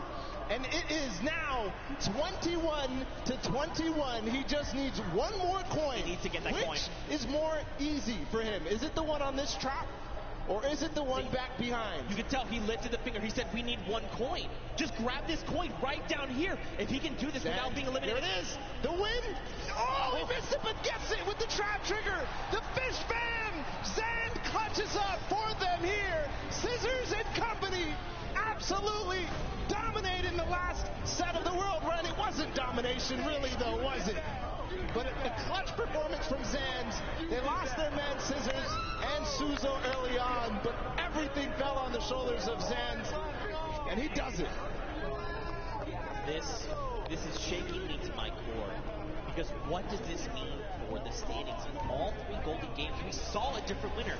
Funky picked up round 1, Little Whip picked up round 2, and now the Fish Fam picked up round 3. But don't forget, Fish Fam, they had that unbelievable time earlier on with 5:25. But, I mean, also, Funky Fighters, they got themselves the coins as well, so they all have wins. I'm trying to think. I'm trying to think back, all the different standings, because Fish Fam, they had a good performance in Junkyard Juke. Absolutely, right? Right. Hands down. Here's the last moments with Zand. This moment could have won him the Creative World Cup. Think about that for a second. This could be it, man. That literally could have very well. But then the question going, right? But he just decided, look, you know what? We've got the coin. Let's end it here. What if they needed to keep going? What if they had gotten one more coin? Could that have made the difference? Are they already in the lead? Is there someone else? Tiebreakers matter. We'll see. Okay. We'll you see. know me, man. I stress out way too hard of this. I get way too into this. I'm sitting here with my pen, just what is the calculations here, Zeke? I don't even know. The numbers. Nail-biting finish, that's for sure. Right? That's. What's up, Dom? What's up? They're asleep. I was gone for like a week. You know why? Why? My internet connection. Oh. I see you watching the world. You watch the World Cup. Yeah. I had to stick the word insane. People go crazy. I wish I could. It's still going right now. Well, I was watching it a little bit. It's like one team that kind of was ahead of the pack the whole time. Fish Fam was starting to get there, right? Like they were that one team that was like, wait. I have to update my Really showed up in massive ways. We're going to calculate the standings. For now, I think we're going to send it actually down the stage. We've got Pumi standing by with the Fish Fam, so let's hear from them. Thank you so much, Nick. I am down here with the Fish Fam. Again, I feel like I've been talking to you guys all day. Zand, you were a little late coming over to interview. You had to put your shoes back on. Was your performance so great that you knocked your own socks off? Is that what happened there? It's all about getting comfortable. If you play like you play at home, you'll play better. So that's what I did. So just being completely comfortable. That's why you took your shoes off? Yeah. I mean, it definitely works for you. You were the last. I'll play a different game. I'll play Apex. Like for you? I mean, I just took my time and did what I've done for the past year through the runs, and it worked out. And were your teammates coaching you through that whole thing? Yeah, they were talking to me just telling me to chill, do whatever I want, take my time. Yeah. That's awesome. It definitely makes a difference when you have such a supportive team. Now, Scissors, I'm going to come to you and talk Dom, what are you doing right now? Now, this has been amazing. I'm still watching the World Cup. Death run like this. Now, how well versed are you in just having one life to live on these death runs? I mean, I feel like I did very well. Oh. These guys they're the GOATs. They're the best. I make all these maps.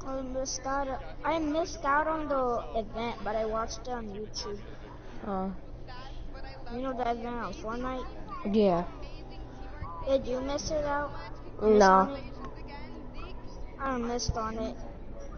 Man, what a humble team leader Scissors is. But, mad respect to Sam.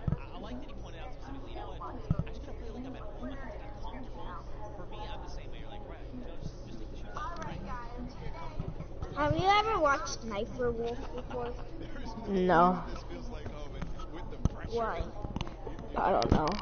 that is a once in a lifetime thing to do. That's just crazy. But also to have his team there, right? They had Zach, lifting him up, saying, "Look, take your time." In fact, speaking of team, we actually mentioned it. Let's go back and relive that moment, but from their perspective. Serious car accident that left me with nerve damage in my lower spine. I had to have a lot of physical therapy to help me recover, and I also lost control of my bladder. Ever since, I've had to wear diapers. I sometimes feel ashamed of my health condition.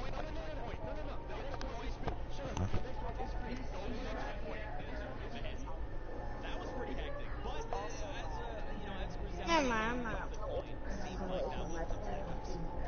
He was considering. You saw him circling his glasses. Yeah, he was like, let's do it, right? Right. I'll go back. But that's so genius for all the teams who got that on to realize that that point was not worth the venture, or even going for it in the first place. Remember how we were so shocked that they didn't go for it, and we realized later that's because if you try to go for it, you will end up winning, right? Because it's too difficult to make that bunny hop to the coin, grab the coin, and then continue forward. You lose your momentum. Those bunny hops are key to making that jump over the double danger.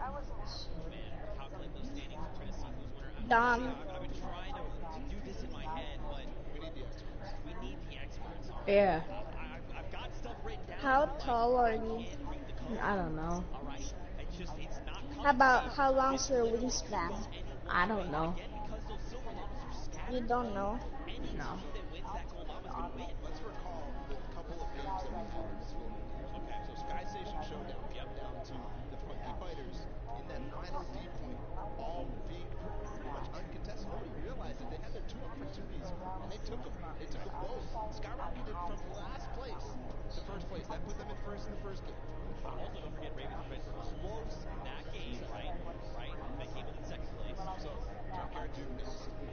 Okay, Junkyard Juke, we know for sure that Fish Fam did well and Little Whip Warriors did well. Yep. So Fish Fam is the ones who won the last. Just unbelievable, world run in total. Who was in second in the world? Ravens Revenge. Ravens Revenge. So Ravens Revenge in the first game. In the second game, they had a world run. So Junkyard Juke. They did. They actually were in last place. But that's what I'm saying. And then I think back to earlier games, right? Because it's kind of like a cumulative thing. So, but Ravens Revenge. Have you ever remembered the time you didn't know how to play Fortnite? No. When you just I've always downloaded known how to play it. So when you downloaded it, you're like, what does that mean for all of you? I'm getting. you're like goddamn good. Yeah, basically. We can all agree on is that this was an awesome, whole thing in general. I remember when I was such a bot. Gotta give props to the map makers. I was shooting a pump so far away. All these maps, they came together to make them, and they're beautiful and they're amazing to play. So huge props to them, the builders here for the Creative World Cup. Just awesome. All from the huge props, worth 10 points. Come on. Got him, baby. Yeah, you know you like that. You know you like that. I got him. As soon as he said it, I was like, this guy set himself up. I have to. I'm sorry, guys. I'm sorry. But, seriously, again, just to echo what you said, man, this was so much fun. This was so much fun. And the thing, too, this was the first half of the day. I just thought about that. We stopped for World Cup, and we stopped for If you ever make me rage at Fortnite, I can spray. I'm curious. I want to recall our favorite moments here. What were your favorite moments, Susie? I'm gonna mute my mic. This Creative Shut World up, Cup. so you can watch your thing. Was it that last moment with Sand? Fish Fam. So that was definitely, absolutely. If that wasn't your favorite moment of the whole Creative Finals, I'm not sure what else would top that. Maybe there's something I'm not thinking about. I think back to when, the Fish Fam, they had to clutch up that win, and they come through with the 5:25 time. We watched Scissors in that run. He just tore through 4 obstacles, literally back to back in one line. Now, eventually, he was eliminated, but still, that takes so much precision, and he made it look easy. That's not something that you just do. I mean, I'd argue he's the grandfather of creative, right? He's the guy that stepped forward and said, hey, you want to do this thing called a death run? What? It's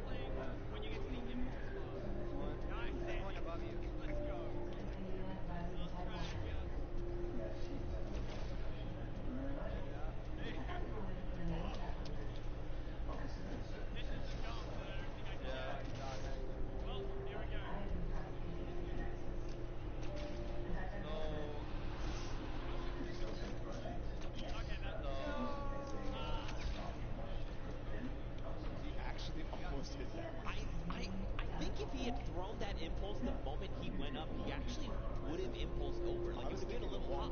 I was thinking the wall there. Yeah. Right, just bouncing himself off the wall in this moment. That would have been crazy. That would have been clutch. That would have been insane. That would have gotten everybody on those 6. Those last 18s. I'm glad we got him to, get the confidence to go for the jumps. Well, it's tough. Like, honestly, like, and then that kind of goes back to what I was saying earlier. When you've been doing this whirlwind over and over. Because don't forget, even in those, when we were in that big section, like, he was killing it, absolutely.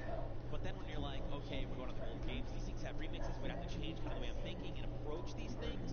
Go from Sky Station to now, like, oh, we can all earn points. What's our strategy? Then we go to the Junkyard Juke. Wait, we have to be 10-point props. Maybe I've been running around as a 2-point prop. Maybe I've been that guy that's been rolling in with the 2-point props. And then be like, oh yeah, World Run, we got it, no problem. Oh, we have a single life. And that face that he made the jump, that needs to be into an emote for sure. Exactly. Zeke's got it perfectly. Just unbelievable. The pressure that these guys were under in those final moments. Still calculating the standings, of course, Zeke. It was just too close. It was so unbelievably close. We have to make sure this is correct. Because, I mean, at the end of this, we crowned the first ever Fortnite World Cup Creative Champions. They are creative world champions. The idea of that in itself is insane to me. Yeah. Insane. And it's true too, because like how many countries were here? Like more than over these 32 players, there was 19 different countries represented across all 8 teams. That is a World Cup. That is awesome. It's really cool to see. Again, I'm just holding my breath. Because they could even be the Little Warriors, right? Remember them in the Junkyard Juke? They came out on top. They had great guard performances. They had great runs, the props, the timing that they had. Everything matters. And when you look back at it, you're really reflecting all those single props, the timing that Ninja had when he got into those last couple of seconds, remember? Because it was Ninja and Taldak who ended up getting those props to the last couple. It was literally 20 seconds to go in the map. And they clutch up and make sure that their lead is solidified between first and second. Yeah, I mean, this seriously could go any way. And we're getting closer and closer to finding out who that is, who will ultimately take home that golden llama and be the Fortnite World Champions of Creative. I mean, we hope you guys here in the stadium have been enjoying all the action. I know it's tense. I know. I'm right there with you. My heart is racing.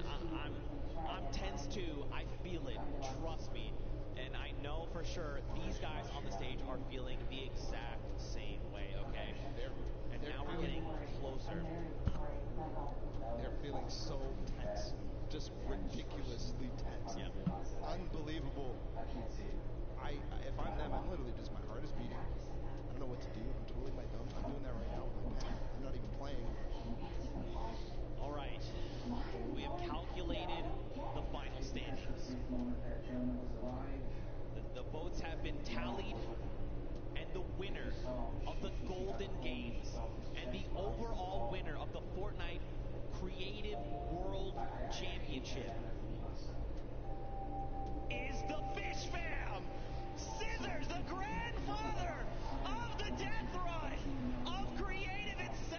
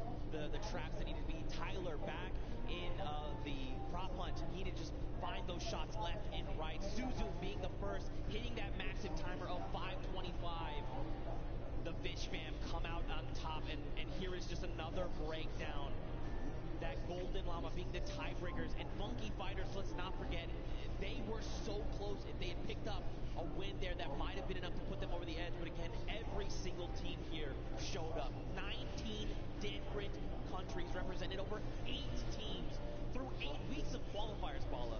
And it's all culminated right here in this moment. I have to just see the top 4 and the top 5 really, because Chicken Champions with the Silver Llama, that was pretty much what everybody was calculating. That's why it took so long. I mean, that was close. That was so close, within $30,000 between second and third, and that's how, of course, you do earn that llama depending on which set, but all that prizing cumulative. So there you have it.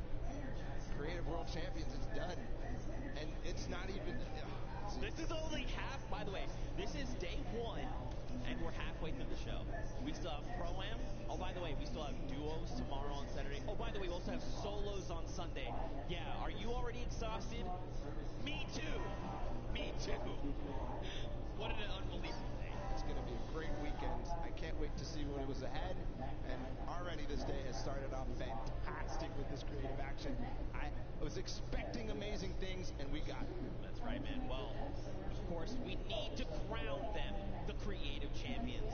So that's enough from us on the desk. Let's actually send it down to Golden Boy to crown ourselves some champions. Thank you so much, gentlemen. What a grueling, grueling run this was, but we have finally come down to it.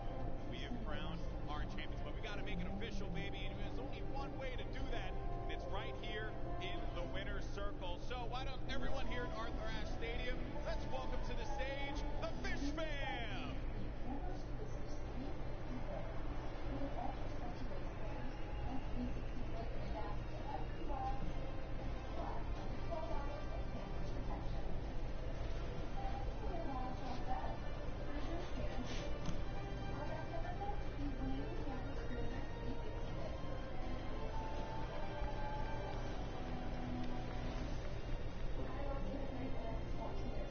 Congratulations, guys. One more time. Give it up for the Fish Fam!